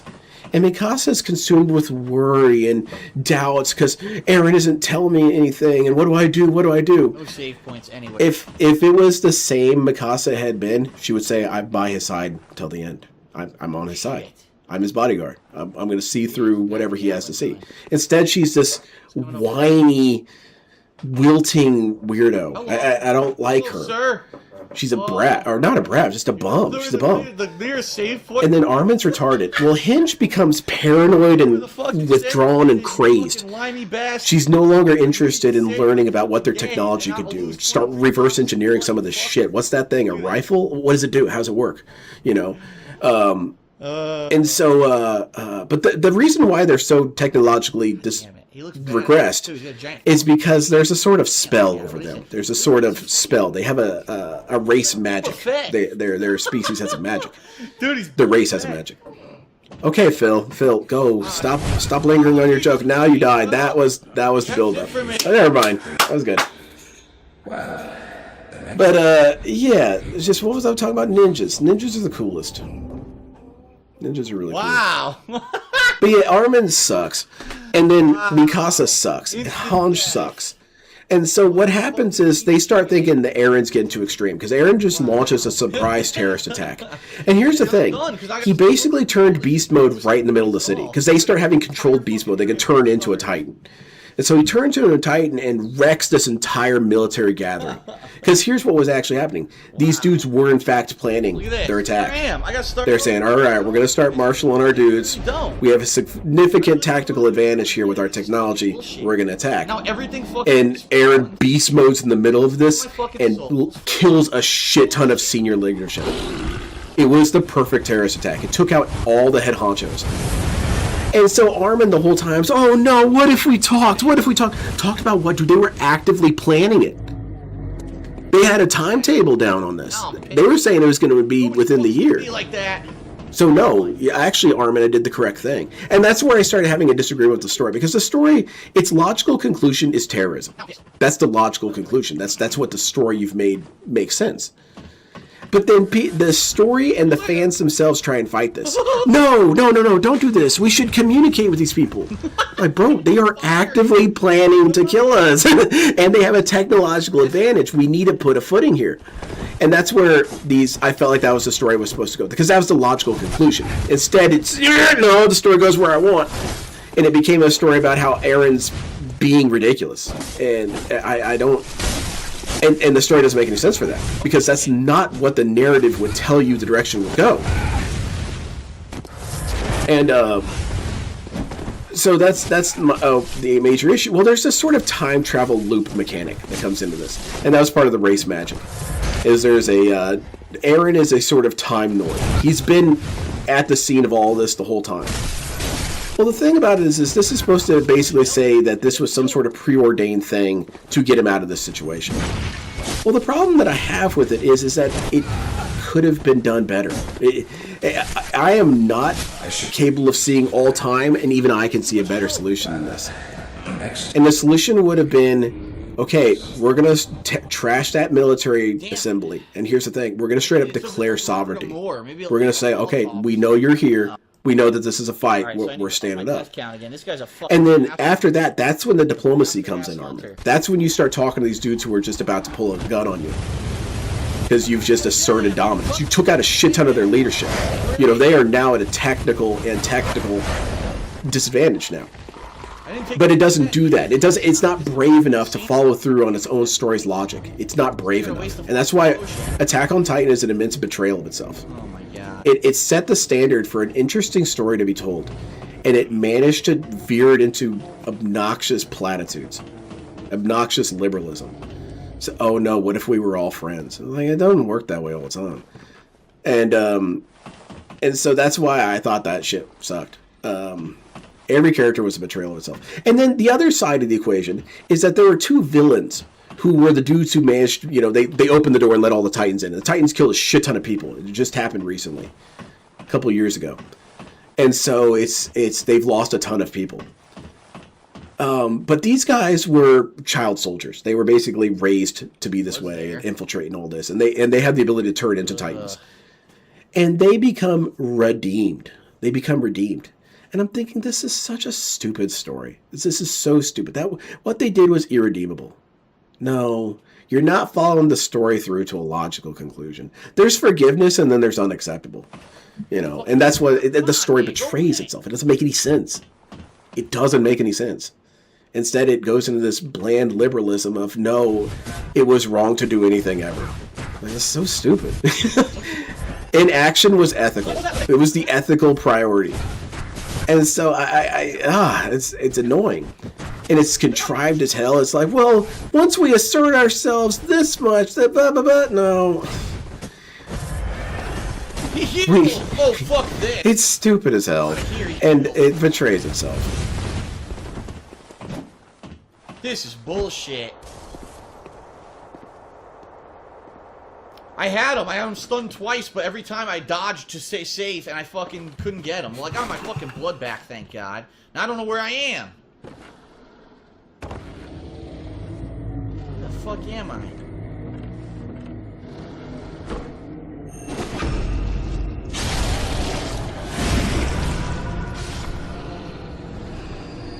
Yeah, I heard the ending screwed itself. It sucked. It was terrible. And when here's the thing is that when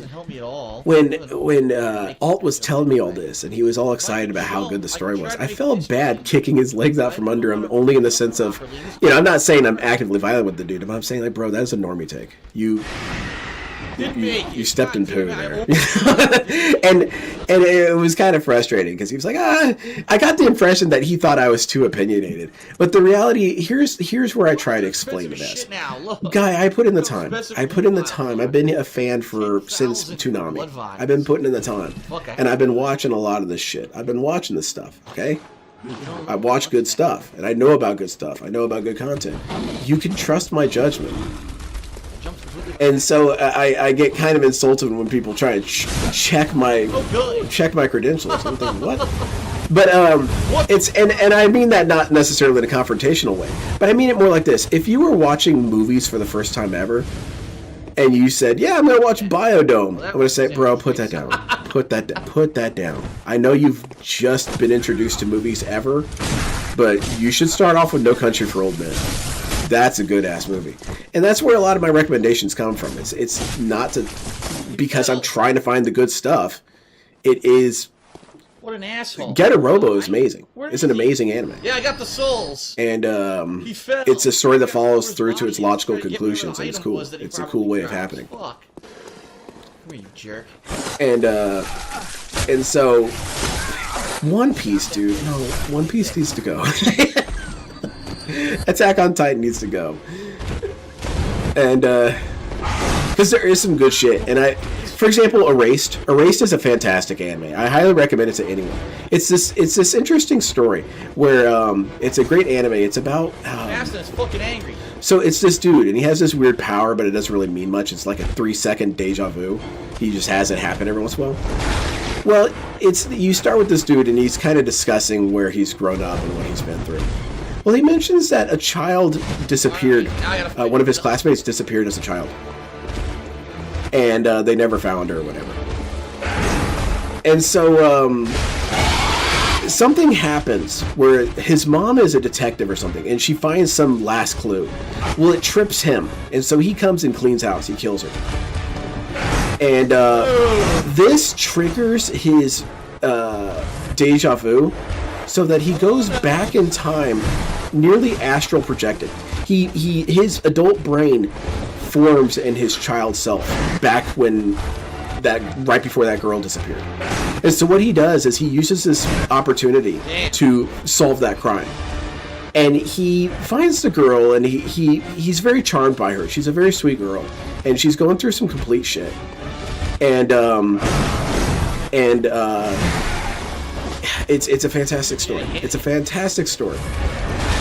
Deeply moving. I saw some powerful stuff there. And I think that people should be willing to watch that stuff. Instead of watching Demon Slayer. What the hell is Demon Slayer? What is that? What is this private pile? Watch Planetes. I'm gonna watch Planetes next. Planetes looks good. It's about this company in the future cleans up space debris. Oh, he's eating me. That sounds interesting. Where could that go? I'll tell you where Shonen goes. Shonen goes in the same direction. Shonen is a one-trick pony. And that's why I have this argument with my friend all the time with Shonen. Because I keep telling him to watch JoJo, and he keeps refusing. And I'm getting kind of pissed at the dude, because I feel like he's checking my credentials. I'm dead. You know? And I feel kind of hurt by that. But, he won't watch JoJo, and I keep trying to explain to him that it's the superior shonen. He says, well, that's an opinion, that's an opinion. I was saying, no, it's not. Not really, because I got math for it. Here's how it's better than this. Here's how it's better than that. Here's how it's better than that. And I insist by that. I think that people who aren't even into anime should watch JoJo's Bizarre Adventure. You've never seen anything like it. Get that guy. It's an anomaly even for anime. It's incredibly Western. You know, you have lots of reference to Western music. Of course, all those Molotov. You know, you've got a stand named Red Hot Chili Peppers. You've got a stand named Crazy Diamond. So there's music references in the story. Tons of Molotov. And then the powers are geared around the song in some sort of way, in some sort of fashion. Like scary monsters and psycho freaks or whatever it's called. It turns the guy into a dinosaur. That's his ability. I can't even lock on. And this JoJo's Bizarre Adventure does superpowers better than any other superpower story. Because what it does is it dodges the main issue of both shonens.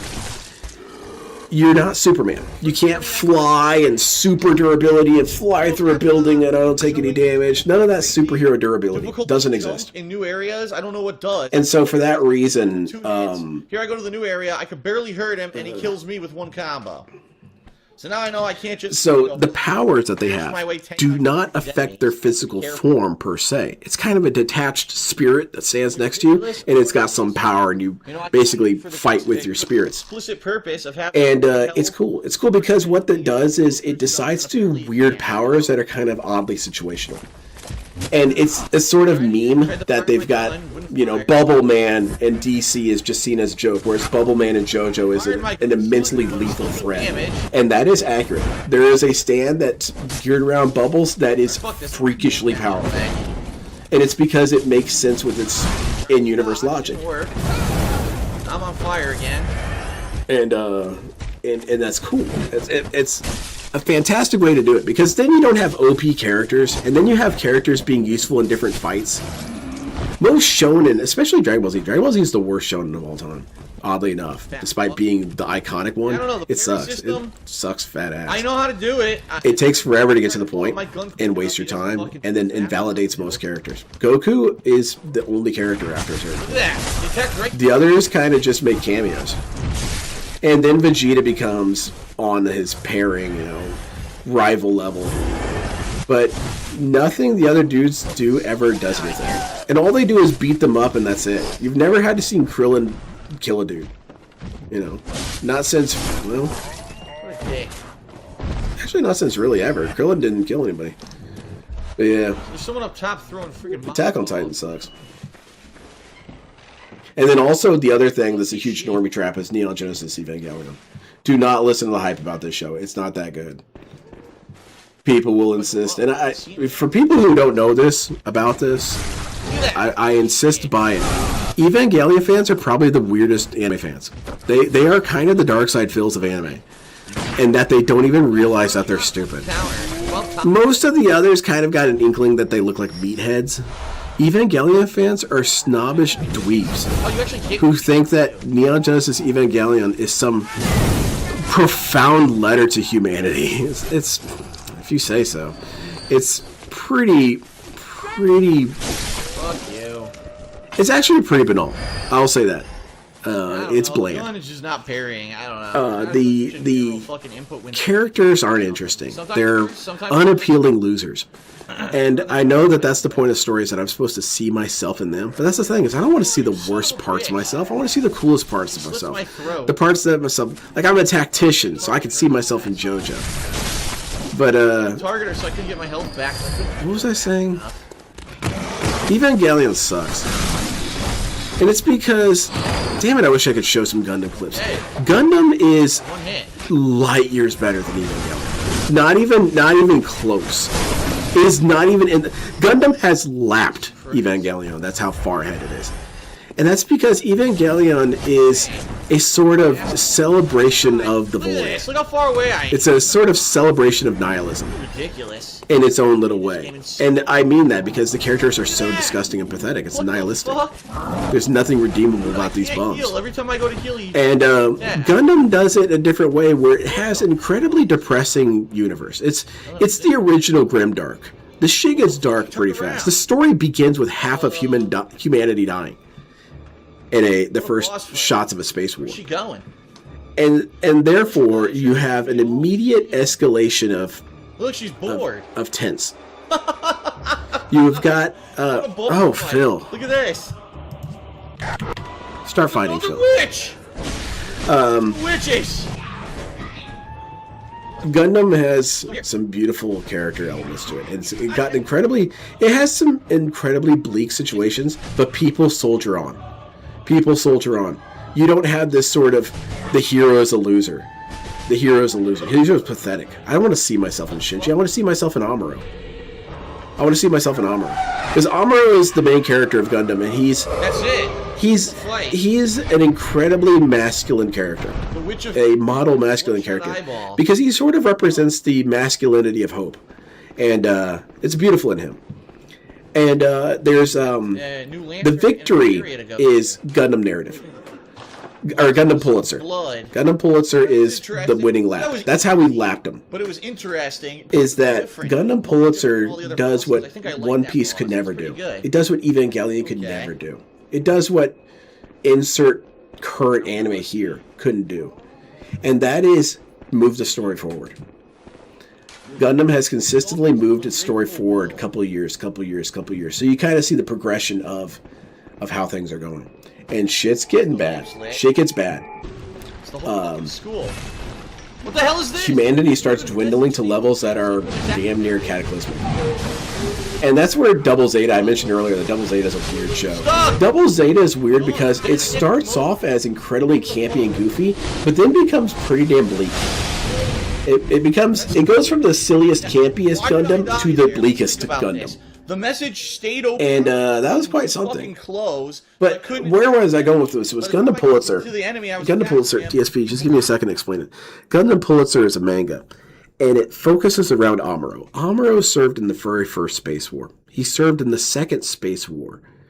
He did not participate in the terrorist attacks between the first and second Space War. He was not present for that. But he was present for the second Space War and a little bit of the third one. And then he had to tap out. Well, then he shows up in the next Space War, the third one. And so he has seen a shit ton of trauma. He's lost a ton of people. He's seen many deaths and trauma. And the thing is that there's this new phenomenon called new types. And these are basically space empaths. You can broadcast emotions. And so you can feel each other's pain on a visceral level. It hurts you too. And because of that, it gets bleaker and bleaker. But Amuro has seen some shit. He is space haunted, basically. And it's not a joke. It's completely serious. And the third Space War is possibly the most potentially disastrous. It spells the end of humanity, period. It's human extinction. Potential human extinction event. And the thing is that Amuro has to stop this. Well, in the process, it's too late. It's in free fall. Humanity will die. Well, then Amuro, because he is the space empath, manages to sort of create a miracle out of the sheer power of will because of psychic space empathy. And that manages to somehow move the thing away from Earth.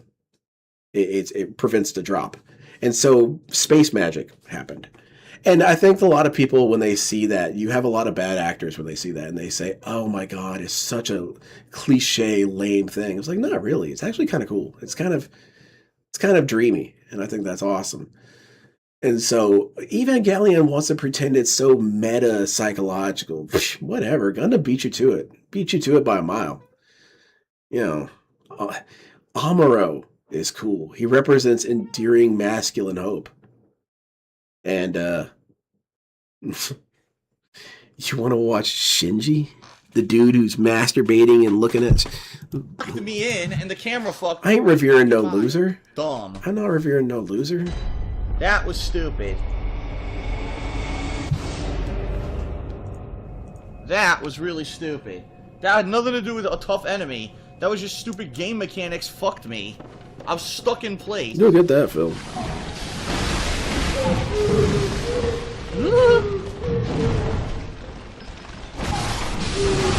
Dude, goopy stews. Disgusting.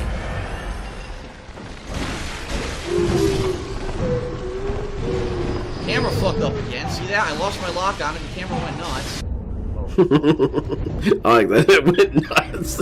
Oh, hi. I always liked it when Matt McMuscle said that. It went nuts.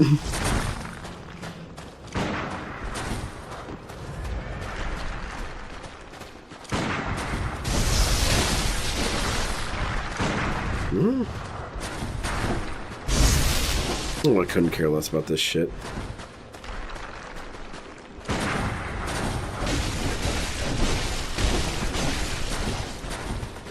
He's got lightning on his blade.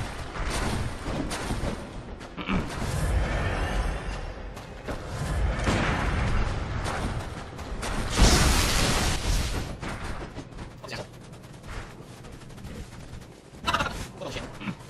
Fine, go. Okay. Oh my What the hell god! was that noise? That was I'm starting. dead. I don't even know what hit me. I got killed by something. I don't know what it was. What the fuck is that?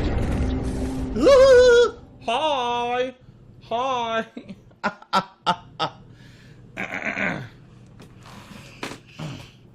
Alright. Suck. But then there's Gundam. Gundam rules. And Gundam Pulitzer, what Gundam Pulitzer does, I finally got back to what Gundam Pulitzer means and why it makes it so that Gundam wins. Is that Gundam Pulitzer is, in my opinion, one of the greatest manga of all time. What happens is there was a couple child soldiers during the first Space War. Amuro was technically a child soldier. He was 14. Okay, I guess that's So it was a child soldier piloting a war machine, piloting a tank, driving a tank. Yeah, piloting a tank, basically. That's the best way to paint it.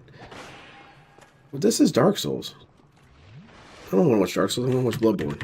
I want to watch Okay Bloodborne. then. You got my soul. Blood. What was I saying?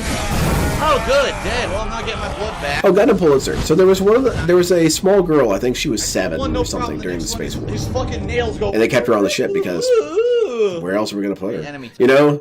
And so what she does is this is after the Great Miracle, and part of the Great Miracle was that Amuro died. He essentially died. Oh, don't do that. Stop that. And It's not nice. she decides to write a book about Amuro Ray. And it's an interesting gimmick for a manga. It's her investigation into Amuro Ray. She goes and talks to characters that were background characters in the first series. You know, because in the first anime you had a bunch of random filler characters in the background. Well, it goes and talks to those dudes. And it's interesting because they kind of flesh out their characters this way. They talk to the communications officer on the ship that they were on. He kind of shows up in the background here and there. But he, you know, they interview him and they say, well, what was Amuro like? What kind of man was he? And this guy says, we were never scared. You would think we would be scared. What the fuck? What was that? Hey, how's it going, Roachbait? You would think we'd be scared because of our situation. We were child soldiers. Clobbered in the head with a. Some of us still civilians What was that? serving on was a that? space carrier I didn't even see with through it. experimental mobile suits I got fucking that are going to be clobbered, constantly dude. gunned for. But we never felt fear. We never felt fear because you know what? Because Amuro was there. Amuro was our hope. And dude, when I was reading that shit, it was bringing a tear to my eye because I was thinking, yeah, he really is a beautifully well-written On those character. Rocks, I would have been all right. And there's small parts of his character that I disagree with. And the worst part about Amuro is that his voice actor, I kid you not, is a rapist. Start. Straight up rapist. And so that kind of sours a bit of the Amuro experience. But Amuro is an immensely beautiful character. Immensely beautiful. And you don't... Why would you watch Evangelion? Why would you watch that shit? I would want to be inspired by someone, not revolted by someone. I'm stuck in a corner. I don't want to revolt the hero. Stuck in a fucking corner. Thanks a lot, game. DSP, come on, man, get Wow, it together. that's so difficult. How did you even get into a 2v1 situation anyway? Warner's gonna defeat I'm me. still fighting this bacterial infestation. Damn, man. Good luck, man. You got this.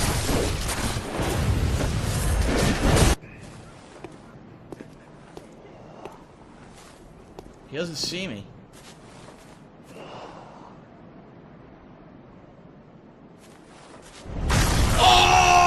Dude, beautiful.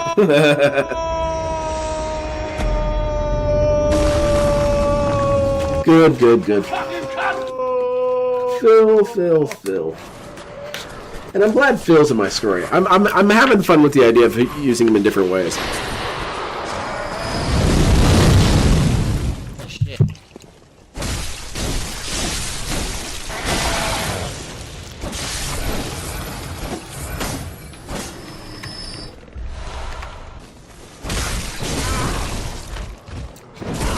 Oh, I can't move. I couldn't move. Look. Pressing dodge did nothing. So, completely day-night experience from the last time I fought one of those things. This You got this, time, man. he has super armor. It doesn't get interrupted, even though he got interrupted last time I fought him. And I can't dodge, because I'm pressing the button, and he just stands there like this and gets pounded in the fucking face. Delightful. I tried to back off, didn't work. I pressed back in circle. Nothing. Now look, back to circle. Back to circle. Now it does it.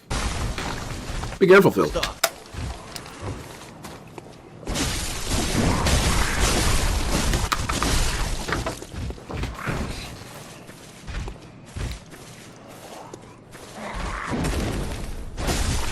Now he gets stunned by my hits. Why is it that now he gets stunned earlier he wasn't?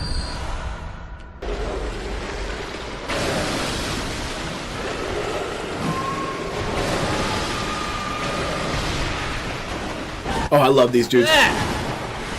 I love that creature. What the fuck? I'm dead. What the fuck happened? What is that supposed to be?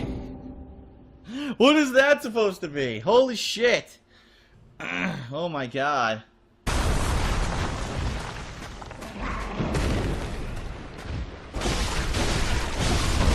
Oh no!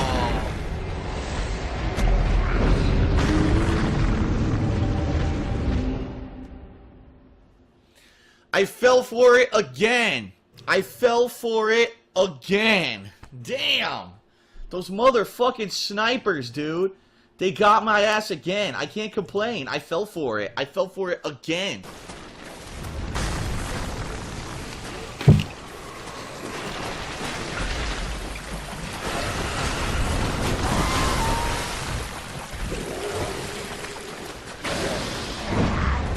I'm stuck. Dude, I'm stuck. I can't move. I'm completely glitched. Come on, man. I love this era, Phil. Just think about this. Stuck! Dude, I'm stuck! I can't move! I was completely glitched. Come on, man. Fuck you! No! There's no health!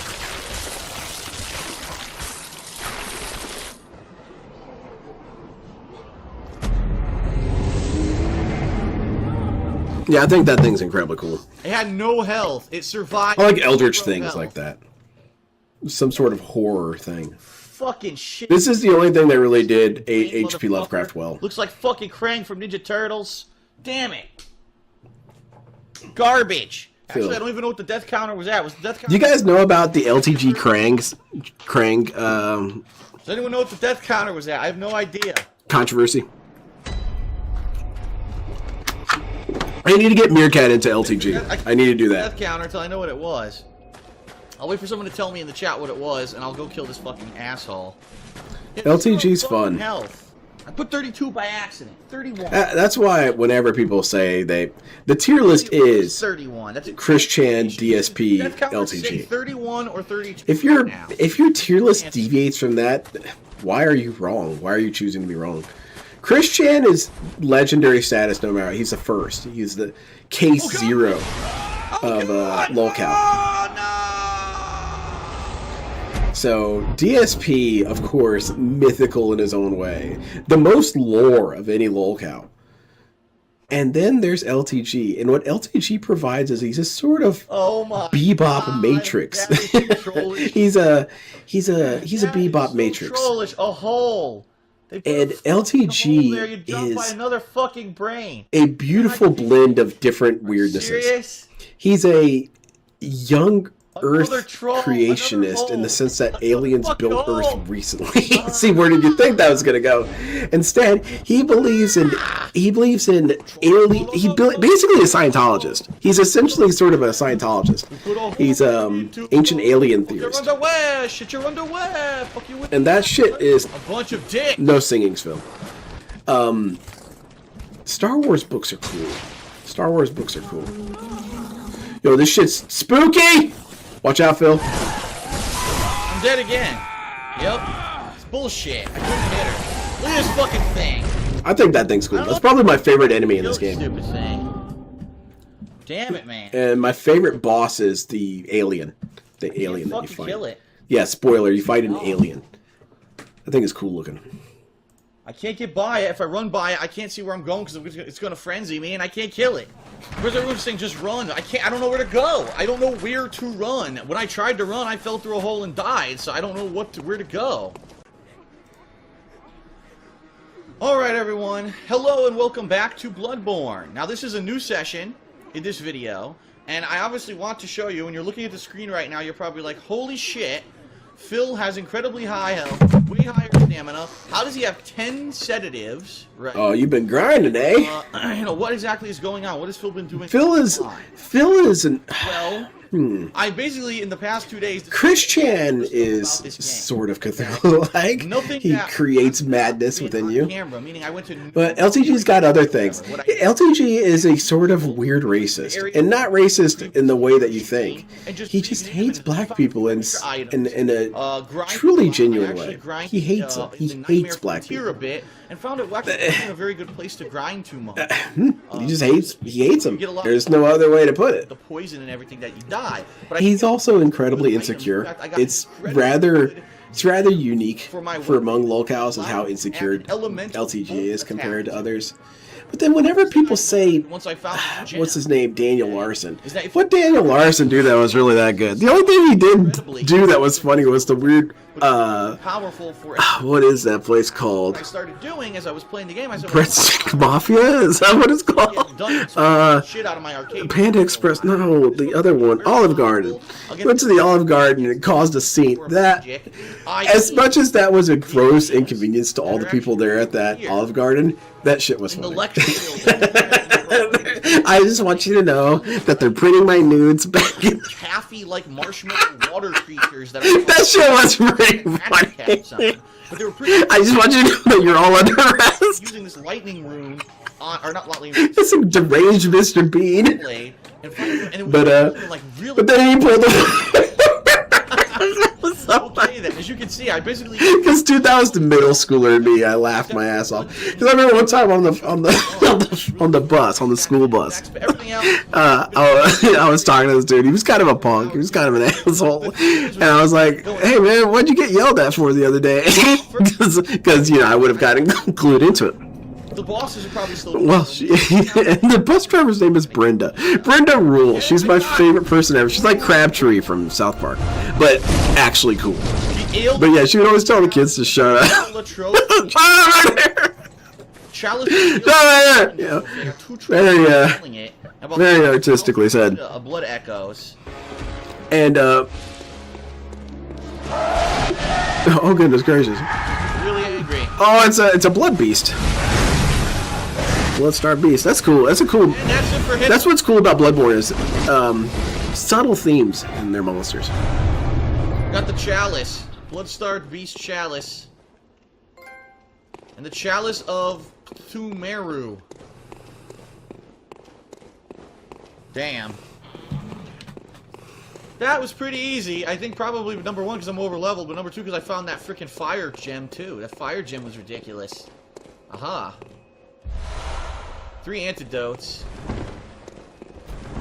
Well, but what I noticed, you notice early on in the fight, I wasn't poisoned anymore. Remember, when the first time I fought him, if he even tagged me, I was poisoned. So apparently it greatly reduces the poison output when you get higher stats. Oh shit! Are you fucking kidding me? Oh my god!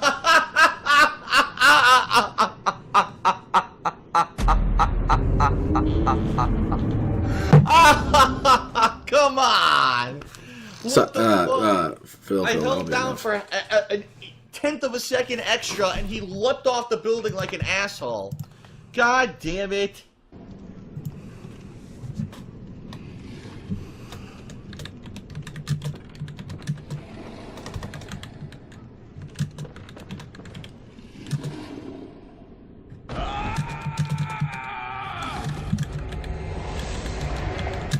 There was a platform there. Did you see it? There was a platform in the darkness. Fucking shitty dicks. Now I gotta go back. I have to go back. Because I have to see if I can get the platforms down. There was a platform there. Fuck.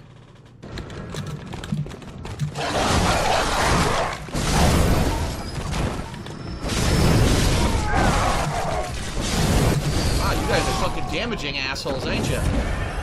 Fuck you.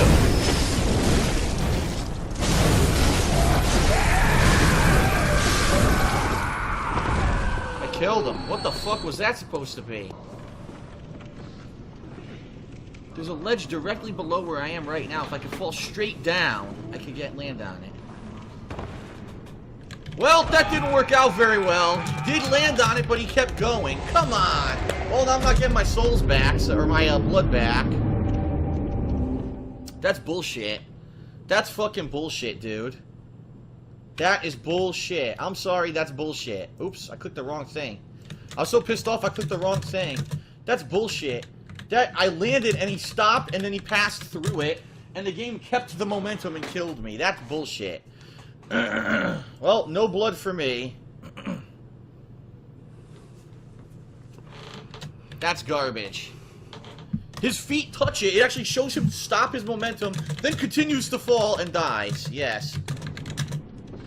Here we are again. Here's the ropes. People are saying use the ropes. How am I? That's not going to work. If I fall down these ropes, I'm going to die. I'll try, but I'm going to die. Watch. What'd I say? I reached the door. I'm here. I'm at the door.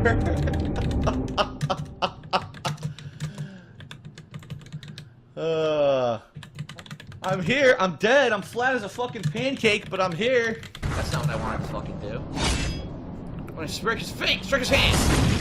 I actually did, but it doesn't count. Look. Get its finger. That's bullshit. It should count. It should damage it. Ah, what are you doing? You giving me a manicure? Alright, forget that. This bag man. Wait a minute. There he is. So I'm supposed to let him kill me, supposedly. I only have 284 blood anyway, so I might as well let him. Come on, choke slam me with the Undertaker.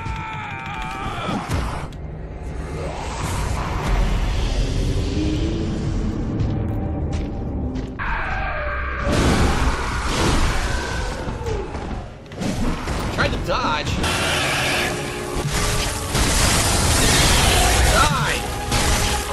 Got it. Damn. Spark Hunter badge. Should be able to buy more stuff with that. Good.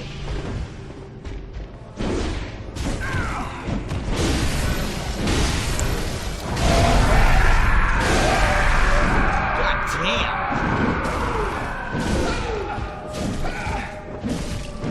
Oh, I'm dead. One combo is all it took. These guys are ridiculous. One combo killed me. I guess I'll come back to kill them. One fucking combo, dude. Damn. And I'm insanely over leveled and they still kill you with one fucking combo. Insanely over leveled, still dying of one combo from a fucking generic enemy. Damn. Ridiculous damage, dude. Ridiculous damage.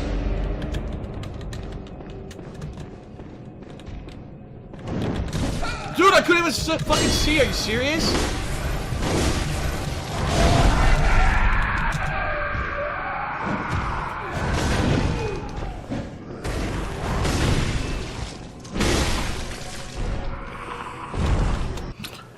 I think I am What finished. the shit is gentlemen. that? I will talk to you all later. Have a fantastic night, everyone. Hope you all had a good time.